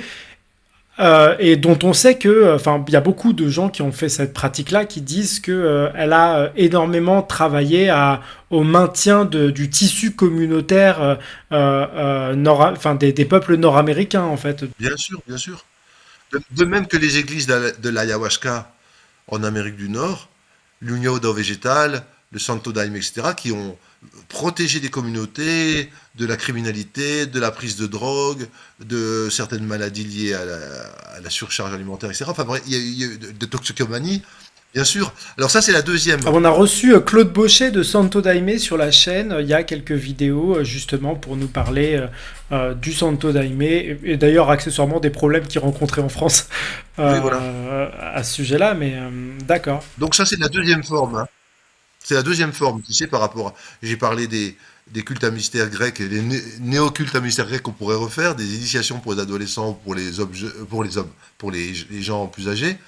Il y a ces fameux centres de développement spirituel, et puis il y aurait aussi des églises centrées autour d'un sacrement. Justement, l'église du Santo Daime. Aux États-Unis, il y a eu un moment une église du LSD dans les années 60. C'était très sérieux. C'était au nom de la liberté d'exercice de la religion qu'ils avaient le droit de pratiquer. Tu vois? C'est une autre façon de voir les choses aussi. Et donc avec la Fuse, le but ce serait De faire quoi? Ce serait réfléchir là-dessus. Pour l'instant, on va de rien faire faire parce réfléchir là-dessus. que si je te dis on va faire des cultes à mystère grec, mais alors, chut, hein, faut le dire à personne, hein. On veut pas de problème. On veut pas de problème. Ça, Mais ok, oui, c'est de, oui, bah c'est d'ouvrir un petit peu la réflexion au voilà, sujet de. d'ouvrir la D'accord, réflexion, d'accord, très bien. ouais, d'oser inventer, d'oser discuter, d'oser échanger. Et puis, et puis dans d'autres pays, ça va peut-être aller plus vite qu'en France. Et ceux qui voudront se déplacer, d'ailleurs, c'est le cas. Quand tu vas faire de l'ayahuasca au Pérou, dans un contexte très chamanique, ben voilà, t'as pas attendu qu'en France il y a la législation qui change et puis qui donne l'autorisation d'explorer sa spiritualité avec une substance. Tu le fais toi-même si tu veux. Mais alors moi, je dirais juste autre chose, parce que en tant que médecin, je voudrais quand même dire une chose, c'est que, alors je vais faire le laïus d'habitude, je ne conseille à personne de le faire en France, c'est interdit, ça on est d'accord, tout le temps on le fait, mais quand même c'est sérieux. C'est des super médicaments, ça veut dire qu'il faut prendre des super précautions. Si tu apprends à conduire, tu apprends pas à conduire avec une Ferrari ou une Formule 1, tu apprends à conduire avec une Clio ou ce que tu veux. Et parce que c'est quand même plus une chose est puissante, un couteau, un scalpel de chirurgien, c'est extrêmement tranchant. Tant mieux, c'est ce qu'il faut pour l'opération. Mais par contre, si tu t'amuses à faire des petits gestes avec quelqu'un, etc., il faut faire gaffe, quoi. Donc, c'est des substances sérieuses, vraiment sérieuses. Et on n'en est plus, je pense, à vouloir les utiliser de manière uniquement récréationnelle, pour faire des tripes, pour se donner des frissons, pour raconter des histoires à ses petits-enfants plus tard. Hein. Quand j'étais jeune, je prenais du LSD, machin. On en est quand même, je trouve, hein, je trouve, enfin, d'après ce que je lis, par-ci par-là, il y a comme une maturité qui s'installe dans l'esprit des gens qui veulent quand même rendre hommage et rendre honneur à ces substances en les traitant bien et en les utilisant avec sagesse et connaissance. Enfin, je sais pas ce que tu ressens. Est-ce que toi tu ressens ça un peu Moi, je m'en fous, je suis pas médecin, Oui, j'ai oui, rien oui. à, enfin, donc voilà, moi, ce que je sais, c'est que mes premières expériences avec des substances psychédéliques, je les ai faites dans ma jeunesse, sans l'éducation qui allait avec, et je trouve ça déplorable. En fait, je trouve Mhm. ça déplorable. Pas, enfin, je suis pas en train de me flageller ou quoi que ce soit. Je Ouais, ouais. déplore le fait qu'il y ait une telle omerta sur la chose il ait fallu que j'attende 35 ans, 36 ans pour, enfin peut-être un peu plus jeune que ça, mais pour les redécouvrir en fait dans toute leur envergure et dans toute leur noblesse et dans tout ce qu'elles avaient à apporter à partir du moment où on les abordait Voilà. Ouais. avec la sagesse nécessaire. Avec le danger, deuxième danger, si je peux me permettre, avec le danger de l'inverse, c'est-à-dire de l'idéalisation de ces substances. Je m'explique. Euh, Moi, ayant fait beaucoup d'accompagnement dans des pays où c'est autorisé, donc pas en France, euh, avec ces substances, et puis ayant fait ce livre avec les, j'ai demandé à 10 accompagnants professionnels, quoi, euh, je sais que c'est pas à tous les coups l'on gagne, panacée universelle, à chaque fois c'est des expériences extraordinaires, j'ai tout compris, tout va mieux maintenant depuis que j'ai pris ça. Non, il y a des séances qui sont parfois peu fructueuses, parfois plus difficiles que faciles, parfois qui demandent à reprendre à plusieurs séances, c'est pas en une seule fois que ça se fait. Parfois il y a des gens qui résistent, et ça fait mal quand tu résistes à ça, parce que c'est de l'énergie, de l'information, et si tu résistes, c'est comme si tu étais un appareil de 220 volts sur du 1000 volts, quoi. Ça grésille, quoi. Ça brûle un peu, ça picote. Et je soupçonne que les études américaines ou anglaises qui se font dans des cliniques super équipés, avec l'esprit pionnier, ils sont tous enthousiastes, ils ont du personnel présent 24 heures sur 24, 7 jours sur 7, ils sont dans des protocoles de recherche, donc ça crée des résultats qui sont surévalués. Pas exprès, je dis pas qu'ils trichent et qu'ils font exprès, mais c'est valable partout. Même quand tu sors un nouvel antidépresseur, si l'équipe de recherche est enthousiaste, si on se dit ah, il est différent celui-là, il agit sur un autre mécanisme, les premières études sont extrêmement prometteuses, etc. etc. Donc tu as une sorte de bouffée d'espoir. Et effectivement, pendant un an, l'antidépresseur est plus efficace que les autres antidépresseurs. Et puis au bout d'un an, 2 ans, 3 ans, il rejoint le lot commun des antidépresseurs parce que l'effet surprise, l'effet enthousiasme est passé. Donc attention parce que il y a quand même, moi quand je vois que dans leurs études ils disent 80% pratiquement ont eu une expérience, des 5 plus grandes expériences de leur vie au niveau spirituel, au niveau signification, ça me, alors soit moi mes accompagnants, j'étais un extrêmement mauvais accompagnant, ben, peut-être, non, les autres aussi, soit c'est un peu surévalué parce que ils sont dans des conditions qui ne sont pas des conditions comme sera un jour, si jamais c'est permis, un généraliste formé aux thérapies psychédéliques, par exemple, et qui dans son cabinet fera quelques expériences, bien sûr, avec manuel d'accompagnement, supervision, etc., etc. Mais je pense que sorti du contexte un peu exceptionnel de la recherche actuelle, les résultats ne seront pas forcément. Et je dis ça pour qu'on s'y prépare, pour qu'on ne soit pas, tu sais, dans le rejet après. C'est-à-dire, ah ben j'avais idéalisé, je pensais, ah, puis c'est pas si génial que ça, donc du coup c'est de la merde, etc. Non, c'est ni de la merde, ni pas de la merde, c'est puissant, c'est utile, mais voyons, sachons garder des raisons froides, ou peut-être froides, sachons garder des tests froides, comme disait Chirac dans les Guignols. Ouais, bah oui, bien sûr, mais est-ce qu'il n'y a pas... Enfin, je pense qu'on en revient à quelque chose qu'on a déjà dit un peu plus tôt, c'est que c'est tellement hors du cadre qui a constitué l'essentiel de l'éducation de tous les Occidentaux que nous sommes, qu'en fait, il y a une espèce de fascination, d'enthousiasme, etc., à rentrer là-dedans. Et je pense que si, à un moment donné, on accorde les lettres de noblesse que, à mon sens, les psychédéliques méritent, il y aura peut-être cette phase de surenthousiasme avant de se rendre compte que ce sont des expériences et des plantes et des molécules qui sont exigeantes et qui le sont. Le plus on se met à les pratiquer, le plus elles deviennent exigeantes, je trouve en tout cas.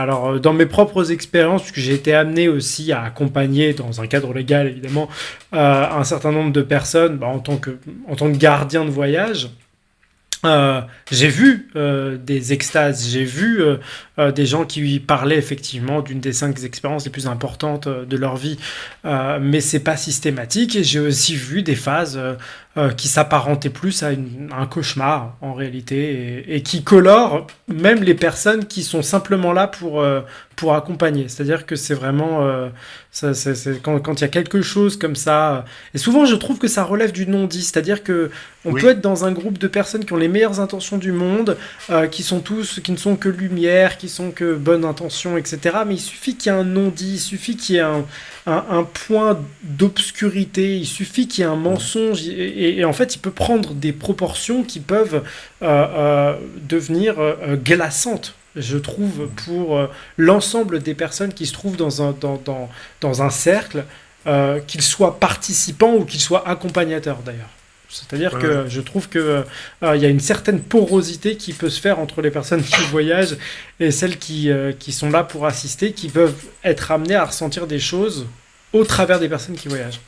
Donc tout ça pour dire que oui, je vais complètement dans ton sens, du fait qu'il y a une fascination pour la chose, que je suis moi-même encore assez fasciné, même 5-6 ans après mes premières expériences par la chose, mais que j'essaye de me rappeler, et j'invite les gens qui nous regardent à se souvenir que ce sont des outils avant tout, et qu'avec un marteau, je crois que c'était Stéphane qui l'avait dit, on peut construire une maison et on peut fracasser le crâne de quelqu'un. Voilà. Voilà, tout à fait. Non, mais c'est important que tu le dises parce qu'on est deux personnes qui sont pas du même milieu. Toi, ta formation de base, c'est quoi? Ou ton métier de base, c'est quoi? Les arts appliqués. Voilà, bon, bah, tant mieux. Donc ça veut dire que, tu vois, on est d'un background socio-professionnel, enfin, au moins professionnel, pardon, très différent, et on aboutit aux mêmes conclusions et à la même prudence quelque part et aux précautions d'usage. Donc c'est bien, moi je suis content que tu puisses le dire, je suis content que moi en tant que médecin je puisse te conforter et toi tu me confortes en tant que non-médecin. Bah oui, non, mais je trouve effectivement que c'est bien de le dire, mais il reste quand même une sorte d'enthousiasme, mais je sais pas si tu me rejoindras là-dessus. Je t'ai vu sur une autre chaîne dont j'ai oublié le nom, et je me souviens que je t'avais senti plutôt pessimiste pour l'avenir. Oui. En règle générale, et j'irais pas dire que les antéogènes ou les psychédéliques sont la solution à tout. Par contre, je pense que bien utilisés, ils peuvent nous reconnecter à des choses qui font vraiment partie du circuit standard humain, en fait, et que la société moderne, telle qu'elle est organisée, a tendance à nous faire oublier. Je suis surpris, par exemple, par la finesse du tissu social qui peut se créer entre les individus qui participent à une expérience de groupe, par exemple. Je trouve Totalement, qu'on touche à totalement. quelque Ouais, ouais, chose ouais. de... j'ai Oui, oui. l'impression qu'on fait sauter les couches super... On fait sauter la persona, on fait Ouais, sauter l'ego, et on va se tout à fait. connecter Ah. dans des degrés, en fait, que je trouve tellement... Enfin, moi qui me porte Intime, 6-7 mois après l'expérience, quoi. oui, des degrés intimes, profonds et authentiques. Des gens que tu ne connais Ouais. pas au départ, et après une séance, tu les connais mieux que certains amis que tu connais depuis des années. Je suis content aussi que tu Ouais. puisses dire ça, parce que ma compagne, quand on accompagnait, on a fait beaucoup d'expériences d'accompagnement à un moment donné de notre vie, et dans des lieux qui étaient autorisés, et Bien sûr. on était surpris, on était surpris vraiment de la beauté des relations qu'on pouvait nouer, qu'il y avait un avant et un après grâce aux substances, que tu peux pas avoir souvent d'une autre manière. Alors si tu fais un groupe de tantra, un groupe de biodanza, et puis tout un week-end, et puis tu noues des liens vraiment profonds et affectifs avec les gens, oui. Mais là, tu vas toucher des couches, comme tu dis, ou des dimensions extraordinaires, et hors persona, effectivement, de façon forte et spectaculaire. Et donc, là aussi, je suis content que, ayant un point de départ différent, on arrive aux mêmes conclusions, quoi. Et encore, j'aurais un petit point peut-être de dissension avec toi, dans le sens où tu dis que si peut-être qu'on est dans un groupe de tantra, mais pour que des gens se retrouvent dans un groupe de tantra, il faut déjà qu'ils aient la démarche intellectuelle de s'intéresser à la Oui, chose. Moi, j'ai envie de te dire, enfin, j'ai l'impression que, bon, tu me diras, quand les gens se retrouvent dans une expérience de cet ordre-là, quelque bah oui, part, ils ont fait là aussi un chemin bah intellectuel, là aussi. mais j'ai quand même l'impression qu'on pourrait prendre un commercial, on pourrait prendre un artiste, un sportif, on pourrait prendre quelqu'un d'extrême droite, on pourrait prendre un repris de justice et un communiste et les mettre tous dans la même pièce avec juste l'intention de se connecter les uns aux autres, et ben c'est possible. Enfin, j'ai l'impression Mhm. que justement, on est capable de, en tout cas momentanément, avoir une expérience de ce que c'est que le lien humain, Mhm. au-delà des limitations qui peuvent exister dans Mhm. l'organisation sociale de tous les jours. Et ne serait-ce que ça, j'en fais part parce que c'est quelque chose de très récent en fait. Ça fait les dernières choses que j'ai ressenties lors de mes dernières expériences. Les premières, elles étaient plus orientées justement vers ce que tu racontais de l'éveil spirituel, le fait Mhm. d'un coup, oui, se réveiller un peu au sens platonicien du terme. Mhm. Mais j'ai l'impression que plus ça va justement, plus c'est du travail de finesse justement des interactions qu'on peut entretenir les uns avec les autres. Et ça, Oui, je oui. trouve que c'est quelque chose qui pourrait s'avérer être d'une force, d'une Bien importance sûr. significative au regard des défis Oui, auxquels la l'humanité fraternité, va devoir faire ça. voilà, de la fraternité qu'il y a à construire, tout à fait, la Voilà, fraternité de tout ça cœur. pour dire ce terme-là, la fraternité. Voilà, une redécouverte de la fraternité. Ouais, ouais. Ouais, ouais. Mais c'est intéressant parce que quand on faisait des accompagnements avec mon compagnon, on distinguait deux types de substances, les verticales et les horizontales. Verticales, c'est justement celles qui visent la transcendance, l'union mystique, etc. Et les horizontales, c'était celles qui partaient du chakra du cœur et qui Mhm, l'étendaient à tous les participants. Et c'était très, très, très, très utile pour les couples, notamment. Il y avait vraiment aussi là un avant, un après, là, le couple, quand ils prenaient ensemble un équivalent de la MDMA, ecstasy, bref, je ne vais pas donner lequel, mais qui mhm. durait trois fois plus longtemps. Donc, il permettait de faire un travail trois fois plus long. Ce qui est incroyable déjà, hein, quand tu vois déjà avec la MDMA classique le travail que tu peux faire. Et là, vraiment, il y a ce travail de fraternité, de communion, de rencontre à un très beau niveau de fusion du cœur. Euh, et c'était spirituel, mais sans qu'on aille dans le transpersonnel, dans le mystique, tu vois. On restait sur Terre, mais avec une telle dose d'amour que ça en Ouais. devenait très spirituel en fait.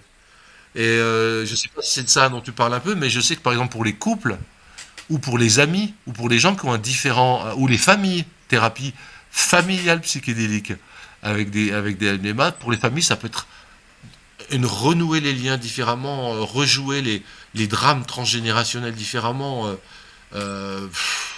aller dans l'inconscient Ah non, mais familial, enfin bref. enfin, là encore, tu parles de quelque chose qui, de façon très récente, enfin, que j'ai expérimenté récemment de façon très forte, justement, où dans certaines expériences, on s'est retrouvé comme devenir les pantins de la substance avec laquelle on avait décidé de travailler et qui avait décidé de nous faire jouer différentes pièces de théâtre où, d'un instant à l'autre, Mhm. on interprétait des drames familiales qu'on connaissait pas, mais qui représentaient souvent quelque chose pour l'un des participants. C'était très très surprenant et voilà. Et puis même Ouais, sans aller c'est une dans constellation. des strates aussi surprenantes que celle-là, je suppose que justement cette mise à distance du mode par défaut dont on parle, dont on a parlé en début de vidéo, rend plus facile la communication parce que comme on est un peu détaché justement de ces couches supérieures, on peut rentrer dans une Mhm. interaction facilitée, j'ai l'impression. Donc ça, Oui, oui. ça me semblerait être un Oui, oui. outil, enfin oui, tu l'as dit très justement, hein, la fraternité, enfin la redécouverte d'une forme de fraternité qu'on a tendance à laisser un peu de côté, quoi. Est-ce que tu voudrais que qu'on passe un petit peu aux questions qui t'ont été posées parce que ça fait quand même 1h15 qu'on parle. Tiens, là c'est une bonne question à laquelle tu as déjà un petit peu répondu, je pense, au fur et à mesure de la conversation, mais qu'on pourrait peut-être synthétiser. Tu viens d'une formation médicale classique et ton intérêt pour les états modifiés de conscience semble t'avoir ouvert à des perspectives beaucoup moins matérialistes et à des considérations plus spirituelles. Comment est-ce que selon toi on peut tirer le meilleur des deux mondes? Le post-matérialisme dont j'ai parlé n'annule pas le matérialisme. Il l'étend, il l'inclut et il le dépasse et il lui rajoute une dimension. Donc il y a pas de guerre entre les deux. Si on prend l'histoire d'une pyramide, à la base de pyramide, tu as la physique. Puis ensuite, tu as la chimie. Puis ensuite, tu as la biologie. Puis ensuite, tu as la neuropsychologie. Puis ensuite, tu as la psychologie. Voilà, c'est une pyramide du plus simple au plus complexe. Dans le modèle matérialiste, ils ont fait des découvertes en physique, en chimie, en biologie, etc., qui sont valables. On ne va pas les remettre en question. Simplement, là où ils pêchent, c'est quand ils arrivent au niveau neuropsychologique puis psychologique, tout d'un coup ils mettent conscience. C'est-à-dire, tu sais, ça surgit du chapeau du magicien, un lapin, plaf. D'où elle vient cette conscience. Il n'y avait pas de notion de qualia, de qualité subjective de l'expérience, de conscience, à aucun niveau, puis tout d'un coup elle surgit. Alors que si tu prends le post-matérialisme, tu gardes les mêmes étapes, simplement dès la base, tu dis il y a c'est ce qu'on appelle le panpsychisme, notamment, que même dans les particules subatomiques, il y a des gouttelettes de protoconscience. Donc il y a déjà présence de la conscience. Il y a une partie de la particule que Ransford Emmanuel appelle ça le XO et le NDO. Alors il appelle le NDO, c'est une partie de la particule qui peut prendre décision, et que si on l'examine et si on agit sur elle pour la mesurer, elle peut prendre une forme plutôt qu'une autre, particule ou onde, etc. Et donc voilà, dès la matière, il y a déjà, dès la particule subatomique, dès le fonctionnement physique, il y a déjà une présence de conscience. Et il y en a aussi dans la chimie, et il y en a aussi dans la biologie, et il y en a dans la neuropsychologie, il y en a dans la psychologie, et donc la conscience est présente tout le temps, et elle s'exprime de manière de plus en plus complexe, diversifiée et riche au fur et à mesure qu'elle monte dans les niveaux d'organisation. Plus un niveau d'organisation est riche, plus il peut recueillir de la conscience, interagir avec, et s'exprimer à travers la conscience. Donc les études matérialistes restent justes, mais en plus, on explique à chaque niveau des choses que le matérialiste n'a pas pu expliquer parce qu'il n'avait pas tenu compte de la conscience dans la biologie, de la conscience dans la neuropsychologie, etc. Donc on rajoute. Ouais, tu vois, donc pour moi, c'était quand j'ai vécu mes premières expériences spirituelles, c'était par exemple en hypnose ou en EMDR, j'ai vraiment vécu des choses fortes auxquelles je ne m'attendais pas. Je n'étais pas du tout dans ce trip-là à cette époque-là de ma vie. Ça m'est venu tout seul, ça m'est tombé dessus. Ça m'a pas retiré ma scientificité, ça m'a pas empêché de continuer à me former à ces méthodes de manière très traditionnelle, non spirituelle, pour l'hypnose par exemple. On peut faire une hypnose de type spirituel comme une hypnose de type non spirituel du tout. L'un n'empêche pas l'autre. Et donc, j'ai jamais eu de problème à intégrer, si tu veux, parce que quand tu tiens compte de la réalité, tu peux pas avoir de problème à intégrer. C'est quand tu veux nier une partie de la réalité, ou la diviser, ou la cliver, que tu es obligé là, de faire des opérations compliquées pour maintenir ton système en place. Moi, j'ai jamais réussi, j'ai jamais voulu nier quoi que ce soit. Ça existe. Ah bah tiens, apparemment, il y a ça aussi qui existe. Comment ça joue ensemble? Ah bah oui, ça s'articule comme ça. Voilà, c'est tout. Donc, moi, j'ai toujours été inclusif. Hein, j'ai toujours essayé d'intégrer. Par exemple, quand j'étais juste psychiatre, psychothérapeute, j'ai écrit un livre. J'ai créé un DU, un diplôme universitaire de psychothérapie avec le professeur Marie Cardine à Lyon. C'était le premier diplôme universitaire de psychothérapie. On l'a appelé le diplôme universitaire de psychothérapie intégrative et éclectique. Et on a écrit un livre qui maintenant est à troisième ou quatrième édition, qui s'appelle Les bases de la psychothérapie, chez Duno, interédition. Et ce livre, justement, montre comment, loin de exclure telle ou telle thérapie en disant il n'y a que la psychanalyse qui est valable, non, il n'y a que les thérapies systémiques qui sont valables, non, il n'y a que les thérapies comportementales et cognitives, non, il n'y a que... Non, chacune peut apporter quelque chose au patient. Par quel concept théorique, comme les relations d'objets intériorisés par exemple, ou par quelle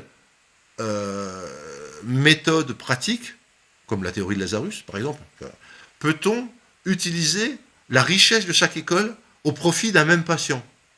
C'est-à-dire, c'est l'inverse de Procuste. Procuste, dans l'Antiquité, il avait un lit, et quand ses hôtes dépassaient du lit, il coupait ce qui dépassait du lit, donc il tuait ses hôtes. Et quand les hôtes étaient trop petits pour lui, il les faisait écarteler par des chevaux pour qu'ils fassent la taille du lit. Donc, les gens faisaient ça, c'est-à-dire que ils disaient, c'est ma méthode qui est la bonne, donc je vais plier tout le monde à cette méthode, et mes patients doivent s'adapter à cette méthode. Au lieu de faire l'inverse, dire, attends, un patient, ta méthode, il faudrait la compléter avec ça, puis ta méthode, elle convient moins bien que celle-là, dans ce cas-là précis. Donc, on était dans l'éclectisme. Tu vois, donc j'ai toujours été dans cet état d'esprit d'intégrer les choses plutôt que de les opposer, quoi. Ça m'amène d'ailleurs à une question suivante qui est, au regard de ces expériences, est-ce que tu portes un regard transformé sur toutes les formes de neuroatypisme qui peuvent exister, comme l'autisme, comme l'Asperger, comme les gens qui se reconnaissent dans les TDI. Est-ce que justement ce genre d'expérience tendrait justement à dépasser le caractère qu'on a tendance à qualifier un peu de pathologique? Je vais reformuler parce que ça pourrait ça pourrait offenser certaines personnes. Pendant longtemps, on a perçu l'autisme, les Asperger ou les TDI, qui je crois ne sont même pas reconnus comme existants en France, comme des pathologies.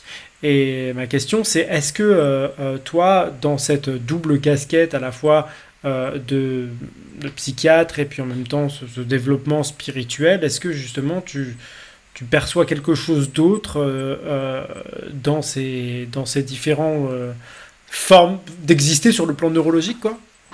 Ouais, ouais. Pour moi, ils sont pas plus malades que nous et pas moins malades que nous. Je m'explique. Ils ont juste une façon différente de filtrer justement l'information. Ils ont moins de filtres. Et donc, du coup, ils sont beaucoup plus sensibles. Et donc, du coup, ils ont besoin de se protéger par des mécanismes parfois de défense ou par des mécanismes comportementaux d'isolement ou de répétition, etc. Je m'explique. Il y a un médecin qui s'appelait le docteur Treffer. Il a fait pas mal d'études sur les génies des autistes. C'est-à-dire des autistes sont capables, par exemple, de lire 12 000 livres et ensuite, quand tu leur demandes, ils savent exactement à quel endroit tel mot est et sans se tromper et tout de suite. 12 000 livres. Tu vois. Un autre autiste, alors lui qui en plus avait un problème de disharmonie cognitive, de cécité à la naissance, d'infirmité motrice cérébrale, enfin bref, qui lui, à l'âge de 14 ans, en ayant écouté une seule fois le concerto numéro 1 pour piano de Tchaïkovski, l'a répété intégralement. C'est-à-dire que c'est des gens qui téléchargent, qui downloadent à très haut niveau, à très haut débit de l'information, parce que leur filtre, justement, le fameux filtre dont je parlais tout à l'heure, tu sais, au début de La l'émission, valve qui est entre la réductrice. grande conscience et tous ces champs, et puis la petite conscience. Voilà, la valve de réduction. Eh ben eux, la valve de réduction, quelque part, elle est différente de la nôtre. Donc ils captent et ils téléchargent instantanément. Et c'est d'ailleurs un des arguments en faveur du fait que la conscience et la mémoire sont sans domicile fixe, sont dans des clouds, des nuages d'informations, et pas dans le cerveau. Parce que sinon, comment un génie comme Mozart comme ça, serait capable de télécharger des symphonies toutes faites si c'était à partir des petits neurones? Parce que les petits neurones, je disais qu'on a à la tête, ils sont pas bien intelligents. Ils font leur boulot avec leurs petites épaules, ils ont leur petite expérience dans la boîte crânienne, mais ils sont pas capables de créer du nouveau, de l'inattendu, de l'inentendu, du génial de manière constante et cohérente. Ce sont des grands génies qui téléchargent le cloud directement parce qu'ils ont un filtre moins protecteur ou moins sélectif que le nôtre. Et ça, c'est intéressant quand même. C'est Euh, ça qu'on appelle le channeling, en fait. C'est cette manière c'est une justement. manière, ouais, c'est une forme, mais involontaire, Ouais. quoi. Il y a aussi des génies acquis, c'est-à-dire des gens qui, au cours d'un accident, il y a une barre de fer qui traverse leur cortex, bing, et, et à partir de ce jour-là, ils deviennent super bons en architecture ou super bons en musique, ils deviennent compositeurs de musique alors qu'ils y connaissaient rien, tu vois. C'est-à-dire des gens, en Mhm. fait, tu te dirais, mais si c'est le cerveau qui crée la conscience, quand tu bousilles un bout du cerveau, tu devrais avoir moins de conscience. Mais si tu prends l'hypothèse post-matérialiste que justement le cerveau est un filtre qui limite l'accès à des grands champs de conscience, à ce moment-là, oui, c'est pour ça que quand tu bouges une partie du cerveau, tu as plus accès. Tu vois. Ça, c'est intéressant. Ou comme les hydrocéphales. Tu as un médecin qui a étudié les enfants hydrocéphales. Et il a montré qu'il y a des gens, donc l'hydrocéphale, c'est du liquide céphalorachidien, c'est le liquide qui est dans ton crâne, à l'intérieur de ton cerveau, qui ne peut pas s'évacuer. Donc il comprime, il augmente à l'intérieur de ton crâne, de l'intérieur, il comprime les tissus cérébraux contre la boîte crânienne, qui elle ne peut pas s'expandre, et donc tu as des couches de cortex qui sont petits comme ça, à la place d'être comme ça, quoi. Donc la personne, elle a très peu de cortex de matière blanche, de matière grise, pardon, qui est censé être les lieux de l'intelligence, etc. Et tu as des gens qui ont des prix, qui ont gagné des prix de mathématiques en faculté, qui ont des hydrocéphalies. Et qui ont ça de couche de cortex. C'est-à-dire que si c'était le cerveau qui créait l'intelligence et la conscience, ces mecs-là, ils devraient être complètement déficitaires. Et au contraire, parfois, ils sont plus forts. Tu vois, meilleurs que la moyenne. Donc, tu vois, on est vraiment dans un truc. La pathologie, c'est quoi, en fait? Ouais, dans ta compréhension, quelque part, ce qu'on a longtemps qualifié de pathologie, c'était simplement un mode de perception qui était assez unique dans un cadre donné, quoi. Voilà, Ok. tout à fait. Mais qui peut bien exploiter, révéler toute une forme de richesse, en fait, Voilà, auquel on n'avait pas accès parce qu'on considérait ça comme une maladie. Ok. c'est ça. Ok.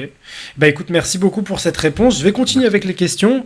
Euh, Ça, c'est une question de la part d'une personne dont je connais voilà, une polytoxicomanie en fait, et qui s'intéresse notamment à l'iboga. Et sa question, c'est la suivante.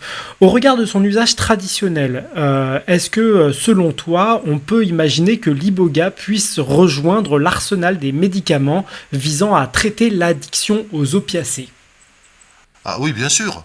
Bah, déjà, il y a des cliniques au Canada ou bien au Mexique où ils utilisent non seulement l'iboga, mais aussi de la 5-MeO-DMT, c'est-à-dire la fameuse crapaud, là, les Le glandes salivaires. Je crois que c'est Bufo-Alvarius. les glandes salivaires du Bifo alvarius, ouais. Ouais. Euh, et historiquement, Je me rappelais plus le nom exactement. J'en parlais dans mon livre en 2009, là, la médecine psychédélique, le chapitre sur l'iboga. Il y a un médecin, c'est Lotsov, voilà, Lotsov, mais aussi un autre. Ils ont fait des études très sérieuses sur l'intérêt de l'iboga pour les toxicomanies et l'héroïne. Ils ont montré la grande efficacité de ces méthodes. Et tu sais qui c'est qui s'est évertué, essayer de faire échouer ça et que ça ne soit pas reconnu par la Food and Drug Administration? Pas du C'est tout. l'industrie de l'alcool, du tabac et des industries pharmaceutiques qui ont dit non, parce que les mecs, ils avaient tu sais, des médicaments pour soi-disant sevrer les gens, mais qui sont eux-mêmes des drogues. Et donc, tu sais, je connais plus, par exemple, je suis plus tellement dans la partie maintenant, parce que en tant que médecin en cabinet, je vois pas de toxicomane, parce que c'est trop dur à soigner en cabinet, il faut une équipe, etc. Mais je sais qu'il y a je sais plus comment s'appellent les médicaments, qui sont eux-mêmes Le des Subutex, par exemple? morphinomimétiques. Voilà, très bien, voilà, c'est ça, merci, excuse-moi. C'est ça, Subutex, qui sont des morphinométiques, mais qui sont censés traiter justement des addictions à la morphine. Et tous ces laboratoires-là, et tous ces gens-là, ils voulaient pas entendre parler d'un médicament miracle comme l'ibogaïne, parce que les effets sont extrêmement puissants. Avec l'ayahuasca, sont les deux grandes plantes sacrées, d'ailleurs à ne pas utiliser n'importe comment, celles-là, parce qu'elles ont un sacré chant, un sacré rigueur derrière, hein. Faut vraiment des vrais chamans, du cru pour ça. Toujours est-il que ces deux plantes-là sont extrêmement puissantes pour traiter les toxicomanies à l'héroïne. Alors que c'est des toxicomanies qui sont extrêmement difficiles à traiter par ailleurs. Il y a eu aussi la kétamine. Il y a, dans les années 90, Krupitsky, un russe, parce qu'il y avait beaucoup de problèmes d'addiction à la kétamine, à l'alcool en Russie à l'époque. C'était la Russie déjà, je crois, a fait des études jusqu'en phase 3 et a montré que la kétamine était très efficace pour traiter les héroïnomanes, et beaucoup plus efficace que les programmes hospitaliers classiques. Enfin bref, je referme cette parenthèse, mais ces trois molécules, donc kétamine, iboga, ou ibogaïne, hein, extrait de l'iboga, et ayahuasca sont de réels espoirs, mais qui ont un fort à faire vis-à-vis des industries qui veulent garder les gens addicts ou en tout cas sous dépendance d'un médicament. Parce que justement, avec ça, en une ou deux prises, c'est fini. C'est fini. C'est-à-dire une Et addiction. pourtant, aux États-Unis, qui est probablement l'un des pays qui a le plus de problèmes avec les opiacés, il y a justement une tolérance qui semble s'accroître au sujet de toutes ces molécules-là, en fait, il me semble. Oui, alors maintenant, dans certains États, pour les plantes, pour tout ce qui est pas artificiel, c'est-à-dire que la kétamine, non, la kétamine l'utilise déjà dans des cliniques, c'est encore spécial ça. Mais effectivement, le cactus, l'iboga, l'ayahuasca, ça commence à être toléré parce que ce sont des plantes, D'accord. c'est pas des produits de synthèse. Et les gens, pour leur consommation personnelle, dans très peu d'États encore, hein, ils en ont le droit. Ils ont pas le droit de le vendre, ils n'ont pas le droit d'en faire commerce, ils n'ont pas le droit de hein, mais pour leur consommation personnelle. Donc c'est vrai qu'il y a une petite ouverture qui se fait vis-à-vis des plantes sacrées aux États-Unis. Mais moi, je parle quand même de vraiment l'utilisation thérapeutique dans des cliniques de l'ibogaïne. C'est vraiment très efficace, hein. Par contre, ça peut être très dangereux. Et il y a eu des morts à cause de ça. Et c'est rare avec les psychédéliques, il y a des morts, ça n'arrive jamais, pour ça, ce cas-là. Si les gens prenaient de l'héroïne en même temps Ouais, qu'ils j'ai prenaient de entendu ça, l'iboga, effectivement. Faut faire gaffe. alors là c'est mortel, quoi. C'est le truc qu'il faut jamais faire. Il y a ça dans les psychédéliques qui peuvent être dangereux, puis tu as l'ecstasy quand c'est pris dans des conditions de déshydratation, avec de l'alcool, surchauffé, tu danses toute la nuit, tu te fais une hyperthermie majeure, et là, tu peux risquer la mort. Mais c'est tout. Les psychédéliques, à part ça, ils sont extrêmement sûrs d'utilisation par rapport à leur puissance. C'est-à-dire faut vraiment... L'ayahuasca, par exemple, je crois, pour avoir une dose toxique, mortelle, il faudrait boire, si je ne dis pas de bêtises, soit 1,5 litre, soit 5,5 litres, enfin je sais plus, mais celui qui a bu ça d'ayahuasca dans sa vie, il sait qu'il boira jamais un Ah, litre et demi. rien que le Ou goût. alors voilà, il vomira 100 000 fois avant de l'avoir, son Ok. litre et Mais en tout demi. cas, tu fais bien effectivement de rappeler que, bah oui, on a beau être, intéressé et encourager l'approfondissement des recherches sur ces molécules, effectivement, mal abordé, il y a toujours un danger qui existe. Euh, je Voilà. vais continuer avec les questions. Quel rapport peut-on envisager, selon toi, entre l'expérience de la DMT et l'expérience de la mort imminente? Ah oui, c'est souvent. Oui, parce qu'en plus, les matérialistes aiment bien ça, parce qu'ils se disent, ah, si on montre que l'expérience de la mort imminente, c'est la même chose que ce qu'on vit sous DMT, alors ça prouve que l'expérience de mort imminente, c'était bien un truc biologique, Donc ça n'a rien à voir avec la conscience, ça n'a rien à voir avec le spirituel, etc. Mais je suis pas sûr que ce soit particulièrement quelqu'un de matérialiste qui pose la question. Hein. Non, non, non, non, non, non, non, mais non, non, non, non, bien sûr, non, non, non, je sais pas ce que je voulais dire. Je voulais dire que il y a il y a des équipes avec Timmermans et puis surtout comment il s'appelle le Belge là, le Stephen Lowrez, qui lui, le MI, c'est biologique, hein, c'est pas post-matérialiste, qui travaillent en même temps sur les expériences de mort imminente et en même temps sur les psychédéliques pour essayer de les réduire l'une à l'autre. Or, s'il est vrai que si tu fais passer une échelle de mort imminente, de phénomène de mort imminente à des gens qui prennent de la DMT, il y a un certain nombre d'items de l'échelle de l'expérience de mort imminente qui vont être validés par les gens qui ont pris la DMT. Oui, mais pas toutes. Et il y a certains items qui ne seront pas les mêmes, et notamment ceux qui ont trait à la mort. Or, c'est justement la différence qui oppose DMT et expérience de mort imminente. Dans la DMT, ton corps n'est pas en train de mourir, ou ne croit pas qu'il est en train de mourir, alors que dans l'expérience de mort imminente, il est en train de mourir, ou il croit qu'il est en train de mourir. Hein. C'est fear of death experience, c'est aussi des expériences de peur de la mort. Tu vas T'es pas en réellement danger, mais tu crois tellement que tu vas mourir que tu as tous les processus spirituels de libération de la conscience qui se font. Quoi. Tu sors du corps, etc. Et comme le pilote de l'avion. Enfin bref. Donc, ce qui est remarquable, c'est que dans les échelles qu'on utilise d'expérience de mort imminente pour la DMT, il y a des items qui sont spécialement liés à la mort qui ne sont pas présents dans la DMT. Par exemple, dans les expériences de mort imminente, tu as un moment où tu atteins une limite, et dans cette limite, on te dit si tu vas au-delà, on te fait comprendre, tu as une conscience qui va au-delà, tu ne reviens pas. Et les gens ont un vrai choix à faire. Et ils voient un peu la vie sur Terre qui leur reste, les enfants qui les attendent, donc ils choisissent de revenir, etc. T'as jamais ça dans la DMT. Donc ça prouve déjà qu'on n'est plus dans le même domaine de la vie ou de la mort, puisqu'il n'y a pas ça. Deuxièmement, dans l'expérience de mort imminente, souvent quand tu traverses le tunnel, tu vois des guides, mais aussi des parents défunts. Et tu as une sorte de comité d'accueil de gens que tu as aimés sur Terre, et qui t'accueillent, et qui sont en pleine lumière, et qui sont, etc. T'as jamais ou très très très très rarement ça avec la DMT. DMT, tu as plutôt rencontre d'êtres du genre des elfes, des reptiliens, des insectoïdes, etc. Ce que tu n'as pas dans les expériences de mort imminente. Donc, parce que c'est pas la même chose.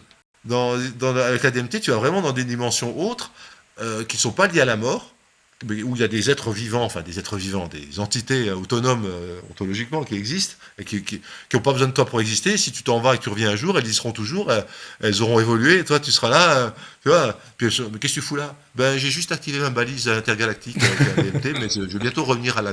Vous me verrez plus dans quelques instants. Parce que toi, eux aussi ils te voient et eux aussi ils se disent, mais qu'est-ce qu'il fout là celui-là, tu sais. alors, euh, alors juste pour dire, c'est pas parce qu'il y a un certain nombre d'items en commun que c'est la même chose. C'est comme sinon, admettons qu'on fasse passer une échelle qui mesure ta mammiféritude. C'est-à-dire, est-ce que tu es un mammifère ou pas? On la fait passer à toi, puis on le fait passer à un chien. Alors effectivement, il y aura tout un nombre d'items qui vont être communs aux deux. On a 4 membres. Ok, le chien a 4 membres, tu as 4 membres. Ok, quand t'es content, tu remues la queue. Non, je plaisante. C'est exprès. C'est pas ce que je veux dire. Ok, Je la t'as garderai au 2 yeux. montage. Hein. Ok, tu peux sentir avec ton nez. Ok. Voilà.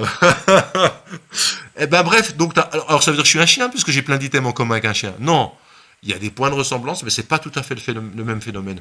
Donc attention parce que dans mon livre, mon 3e livre qui s'appelle L'éveil psychédélique, j'ai tout un chapitre justement sur ce sujet, les EMI et la DMT.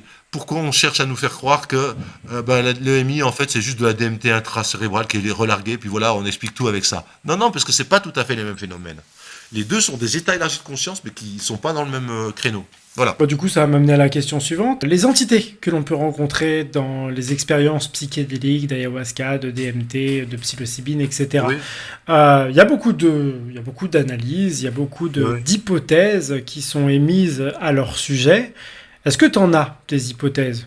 Ou même d'ailleurs de certitude, hein, j'en sais rien. Enfin, c'est quoi ta Oui. compréhension de Alors, ces entités-là? Est-ce que oui. c'est vrai? Est-ce que c'est une construction neurologique? Est-ce que c'est nous qui franchissons un stade dans lequel on fait la rencontre d'entités vraiment exogènes? C'est quoi ton Ouais. avis?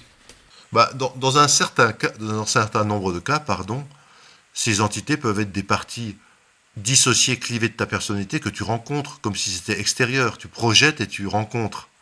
Hein, c'est comme une personnalité multiple que tu ne connaissais pas en toi et tu rencontres d'autres personnages en toi, mais sous forme très concrétisée par le produit que tu as pris. Tu vois. Ou ça peut être ton ombre ou des archétypes de l'inconscient collectif au sens de Jung, c'est-à-dire qui peuplent l'inconscient collectif et qui s'activent quand ta conscience atteint un certain niveau d'élargissement et que tu rencontres. Et puis, tu as vraiment, moi c'est mon expérience, c'est pas seulement mes lectures, mes rencontres, etc., hein, les croisements que j'ai faits entre différentes sources de données, c'est vraiment mon expérience personnelle. Tu as vraiment des esprits comme toi, qui existent comme toi de manière différenciée et ontologiquement indépendants de toi, et qui te voient quand tu es dans leur monde et que toi tu vois quand tu es dans le leur, et qui sont tout aussi existants et vivants que toi. C'est très très prétentieux de la part de l'être humain d'être très anthropocentrique. Un, l'homme croit qu'il est le seul sur Terre à avoir une conscience. Faux. Les animaux, les végétaux et certainement la matière sont saturés de conscience. Il y a de la conscience de partout sur Terre. Deux, c'est extrêmement prétentieux de l'homme de croire qu'il est la seule planète dans le système solaire ou même dans l'univers à être peuplée.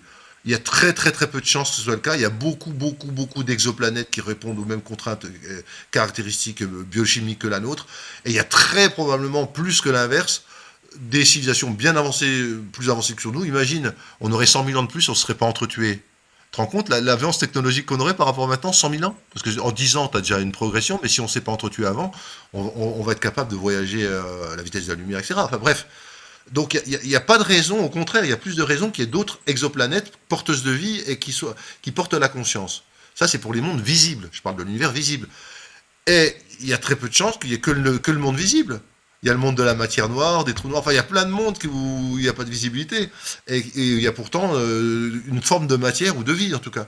Donc il n'y a pas de raison qu'il n'y ait pas aussi de la vie dans d'autres dimensions de l'univers cachées ou invisibles, etc. etc. On est très prétentieux nous pour dire non, nous dans tout l'univers, ça tombe bien, on a de la chance, hein, on est les seuls à être conscients. Tu vois, pour moi c'est de la prétention, c'est de l'orgueil typiquement humain quoi. Ouais, tu sais même pas ce qui se passe derrière la haie chez ton voisin, donc on va peut-être pas se lancer dans une certitude de cet ordre-là. Et donc pour toi, ce serait quoi? Ce serait Pardon, excuse-moi. Juste une chose, comme moi je réponds ce que je disais tout à l'heure. Moi je suis psychiatre, j'étais formé à voir des patients psychotiques, schizophrènes, paranoïaques, psychoses hallucinatoires chroniques, etc. Je sais quand quelqu'un me rapporte une hallucination, un délire et tout, comme c'est bizarre, étrange, non partagé par les autres, négatif pour l'avenir, que ça les hante, c'est répétitif. Au contraire, des vraies visions qui, elles, portent de l'information, qui, elles, t'enrichissent, qui, elles, t'éclaircissent et qui correspondent à des entités, en tout cas des structures électromagnétiques, comme toi t'en es une, en tout cas, peut-être pas toujours incarnées dans un monde terrestre, mais qui, bel et bien, existent. Et puis, tu sais, moi, je parlais des travaux sur la conscience dans le domaine des expériences périmortelles, c'est-à-dire juste avant la mort, pendant la mort et après la mort. Après la mort, il y a tous les travaux qui ont été faits aux États-Unis avec des médiums triés sur le volet, testés en double, triple aveugle, par des gens qui sont professeurs de psychopharmacologie comme Julie Béchel, ou neurochirurgiens ou psychiatres comme Gary Schwartz, ou Kelly Arcangel qui sont psychologues, enfin bref, des gens qui ont des protocoles scientifiques très serrés, très sérieux, et qui montrent que les médiums peuvent obtenir des réponses ou des détails qui ne peuvent être expliqués que par la transmission directe de l'esprit du défunt au médium, mais non pas par de la lecture froide, de la tricherie, même pas par de la télépathie, etc. Donc tout ça pour dire quoi? Tout ça pour dire que si tu peux imaginer que tu as des esprits non incarnés qui sont des humains morts mais qui communiquent avec toi, tu peux très bien imaginer qu'il y a des esprits non incarnés qui sont jamais venus sur Terre et qui sont dans d'autres dimensions et qui peuvent communiquer avec toi. Donc tu vois, il y a une question pratique. Moi, j'ai vécu des contacts. Il y a une question logique. Il n'y a pas de raison qu'il n'y en ait pas. Au contraire, il y a plus de raisons qu'il y en ait que l'inverse. Et puis après tu crois... C'est toujours pareil, c'est la caverne de Platon, quoi. Soit tu as fait l'expérience avec le caractère noétique et tu sens que c'est vrai, soit tu n'as pas fait l'expérience, et là, c'est des supputations, c'est des croyances, c'est... Moi, j'ai eu l'impression que c'était des esprits structurants du monde que j'habite tous les jours, en fait. J'avais l'impression que c'était comme des ouvriers qui travaillaient à structurer le monde, et donc je leur posais des Ah bah il y a questions. ça aussi, oui, bien sûr, il y a ça aussi, bien sûr. Et même tu as des gens comme John Lilly qui a beaucoup fait de la kétamine et qui lui en faisant même en question d'isolation sensorielle et en perfusion, il restait des jours entiers dans son question d'isolation avec de la kétamine, donc c'est un truc qui te propulse. Et il disait qu'il y avait des comités de surveillance extraterrestres qui gouvernaient un peu, qui régulaient un peu la Terre pour pas qu'on mette trop vite fin à nos petits jours précieux. Ouais. Oui, bien sûr, il y a probablement aussi ce genre d'esprit-là qui croise les mondes. C'est-à-dire que moi, j'ai déjà fait l'expérience avec la sauge divinatoire, par exemple, d'être vraiment dans deux mondes en même temps, dans la même pièce, qui s'entrecroisaient comme deux programmes radio que tu pourrais capter en même temps, tu vois, qui interféreraient l'un avec l'autre, qui sont dans la même pièce. Et les deux sont aussi importants l'un que l'autre, et les deux peuvent agir et interagir entre eux, sans que tu le saches habituellement. Donc oui, il y a des tas de possibilités. Mais après, l'intérêt, c'est de ne parler des possibilités qui sont vécues Ouais. par quelqu'un, pas qui sont juste imaginées, parce qu'après tu peux tout dire et son contraire et n'importe quoi. Mais à partir du moment de confiance, où quelqu'un de confiance, qui n'est pas psychotique, te dit moi j'ai vraiment vécu ça, moi j'ai vraiment tendance à le croire sur parole, et pas par naïveté. Parce que ça se sent quand les gens ont vécu quelque chose de fort, d'intense, et qu'ils ne sont pas en train de te monter un boniment pour faire les malins. Parce qu'en général, ils font pas les malins avec ça. En Ouais. général, ils ont plutôt peur d'en parler pour dire on va me prendre pour un taré. Donc, moi, les gens, en tant que psychiatre, viennent me parler de ça parce qu'ils ont lu mes livres, ils ont vu mes vidéos, ils disent voilà, vous êtes bien le seul à qui je pourrais en parler. D'ailleurs, c'est pour ça que je viens vous voir, vous. C'est parce que sinon, si j'en parle à un psy normal, enfin normal, habituel, il va me prescrire des médicaments, il va m'envoyer à l'hôpital psychiatrique. Tu vois. Donc les gens, ils sont quand même conscients que c'est pas anodin et qu'on peut pas en parler à tout le monde, et donc ça veut dire qu'ils sont pas délirants, parce qu'un délirant, il s'en rend pas compte. Lui, il va te dire ça comme si tu étais avec lui et dans son délire, hein. Je comprends bien. Bah écoute, ok, bah merci pour cet éclaircissement qui rejoint un petit peu ma propre perception de la chose. C'est-à-dire qu'en fait, pour toi, ça pourrait exister à différents niveaux. Ça pourrait exister, Oui, ça peut être une construction neurologique, ça pourrait être une oui, contamination sociale. J'ai vu ce truc-là, je me l'imagine, je oui, fais une expérience, je le vois. Et puis, ça pourrait aussi être, bah, comme ce qui peut se passer derrière la haie de ton voisin, tu sais pas. Enfin donc, voilà. ok. Et quand tu le vis, ça, tu le sais que c'est ça. Je suis d'accord avec toi. Est-ce qu'une plante comme l'ayahuasca peut créer des nouveaux traumas, de nouveaux traumas du fait que de la confrontation à la mort qu'elle implique lors d'une cérémonie est-elle contre-indiquée chez certaines personnes présentant par exemple des troubles anxieux ou bipolaires? Alors ça, on peut répondre la même pour toutes les substances. C'est-à-dire la réponse que je vais faire, elle n'est pas valable que pour l'ayahuasca, elle est valable pour toutes les substances. Oui, si quelqu'un, par exemple, a des cadavres émotionnels dans le placard, c'est-à-dire a des traumatismes non résolus, qu'il ne connaît pas, qu'il n'a jamais travaillé en psychothérapie, le jour où il prend une substance, ça peut lui péter à la figure, grave quoi. Son trauma lui revient, il ne le connaissait pas, et s'il n'y a pas un thérapeute un peu habitué en EMDR, en TP, enfin en focusing, dans des méthodes corporelles qui savent reprendre le traumatisme au bon niveau, il peut passer un sale moment. Et tous les psychédéliques peuvent faire vivre l'équivalent d'une mort renaissance, donc une mort qui certes est symbolique, mais que quand tu la vis, tu peux vraiment croire que c'était les derniers moments qui sont venus, que tu as déconné, que tu n'aurais jamais dû prendre, etc. Heureusement qu'il y a un thérapeute à côté de toi qui dit non, non, t'inquiète, ça va durer encore tant de temps et c'est normal et tu n'es pas du tout en train de mourir. Moi je suis là, je tiens ton pouls, tout va bien, pour ton corps tout va bien. Enfin bref, c'est pas si simple que ça, mais je veux dire, c'est pour donner un exemple. Donc ça, tu peux avoir ça avec toutes les... Le fameux bad trip. Moi, j'aime pas qu'on dise bad trip. Parce que bad trip, il y a trip, et trip, ça fait pas sérieux. C'est pas bad trip, c'est ce qu'on appelle une expérience difficile. Une expérience difficile, t'en as dans toutes les psychothérapies sans substance. Simplement, avec substance, comme c'est une super psychothérapie, bah, tu auras des super expériences difficiles. Mais qui dit expérience difficile, dit pas que c'est négatif et que c'est destructif. Bien souvent, quand c'est bien accompagné, justement, c'est là que le cadre, eh ben, ça permet de transformer le difficile en mutatif. Ça permet de le transformer en expérience de vie, d'apprentissage intense, qui te permet d'avoir un flash et une révélation. Et donc, les gens, quand on leur demande, 80% des gens, quand on leur demande après une expérience difficile, est-ce que si c'était à refaire, vous le referiez? 80% disent oui, parce que j'ai appris quelque chose. C'était pas du tout évident sur le moment, c'était pas agréable, mais j'ai appris quelque chose. Et ça, tu peux vraiment le vivre avec toutes les substances. Croire que c'est juste les grandes plantes, genre le l'iboga, l'ayahuasca, qu'après que les autres ça va, tu peux toujours. Non, non, non, non, moi j'ai déjà vu des trucs difficiles sur toutes les substances. Donc, je sais pas si je réponds à la question, mais Je pense, oui. alors les contradictions sont les mêmes. J'aurais pas trop le temps d'en parler ce soir parce que il y a des tas de personnalités du DSM-4 ou DSM-5 pour lesquelles il faut pas donner de psychédéliques à mon avis. Personnalité schizoïde, personnalité narcissique, personnalité borderline à un certain niveau, etc. Enfin bref, Il y a un certain nombre de pathologies, bien sûr, délire, hallucinations de différents types. Il y a tous les problèmes cardiaques, hypertension artérielle, insuffisance cardiaque, etc. Il y a les équivalents au premier degré chez tes parents, ou tes enfants, ou tes frères et sœurs, s'ils ont une psychose pareille, il faut pas que t'en prennes. Enfin, bref, je peux pas le dire là, parce qu'il y a aussi des contre-indications liées spécifiquement. Mais enfin, ils partagent des contre-indications. De toute façon, il faut bien dire une chose, il n'y a pas de miracle, hein. Tout ce qui est puissant et efficace, par définition, peut créer des problèmes et nécessite des précautions et des respects d'indications, de contre-indications. Dans les essais cliniques, ils font un screening très sérieux, hein, ils prennent pas n'importe qui. C'est pour ça aussi que c'est sûrement surévalué les résultats. C'est-à-dire qu'ils prennent pas des pathologies complexes. Ils prennent pas forcément des dépressions avec en plus troubles de la personnalité.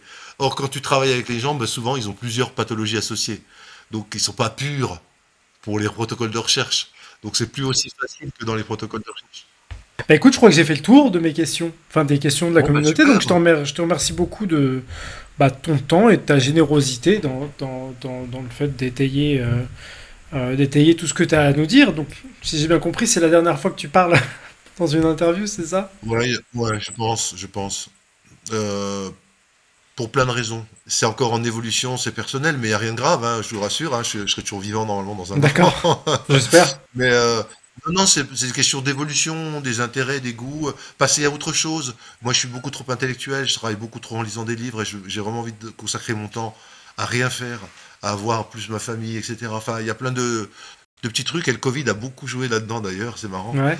Et pour m'apprendre à ne rien faire et à prendre plaisir à ne rien faire. Donc voilà, non, non, mais en tout cas, merci Bah, Balthazar merci à toi, et Olivier. merci à ta communauté à l'avance. Merci beaucoup de ton temps, merci beaucoup de ta générosité dans le fait d'étayer vraiment quelque chose dont on sent que ça t'a pris ouais, toute une vie quoi, pour en produire la synthèse que tu nous as proposée ce soir. Donc, Ben, merci Balthazar au service que tu rends toi aussi à la collectivité grâce à ta chaîne, hein, vraiment. Il faut des gens comme toi. Moi, je pourrais pas faire un truc comme ça. Je suis nul en informatique, tu vois. Donc c'est bah, je merci fais ce que je pour peux, ces je fais ce que interviews. je peux parce que je suis animé de choses qui me passionnent et qui me semblent importantes et c'est pour ça que j'essaye de les relayer autant que possible avec les moyens dont je dispose. Mais c'est vraiment chouette qu'on puisse, voilà, c'est pas travailler à une sorte d'accumulation d'expériences euh, Mm. sur cette chaîne comme sur la page de Stéphane et toi, comme chez la Société psychédélique française ou la CPF dont je suis l'administrateur. En fait, qu'on ait ces groupes-là qui permettent justement de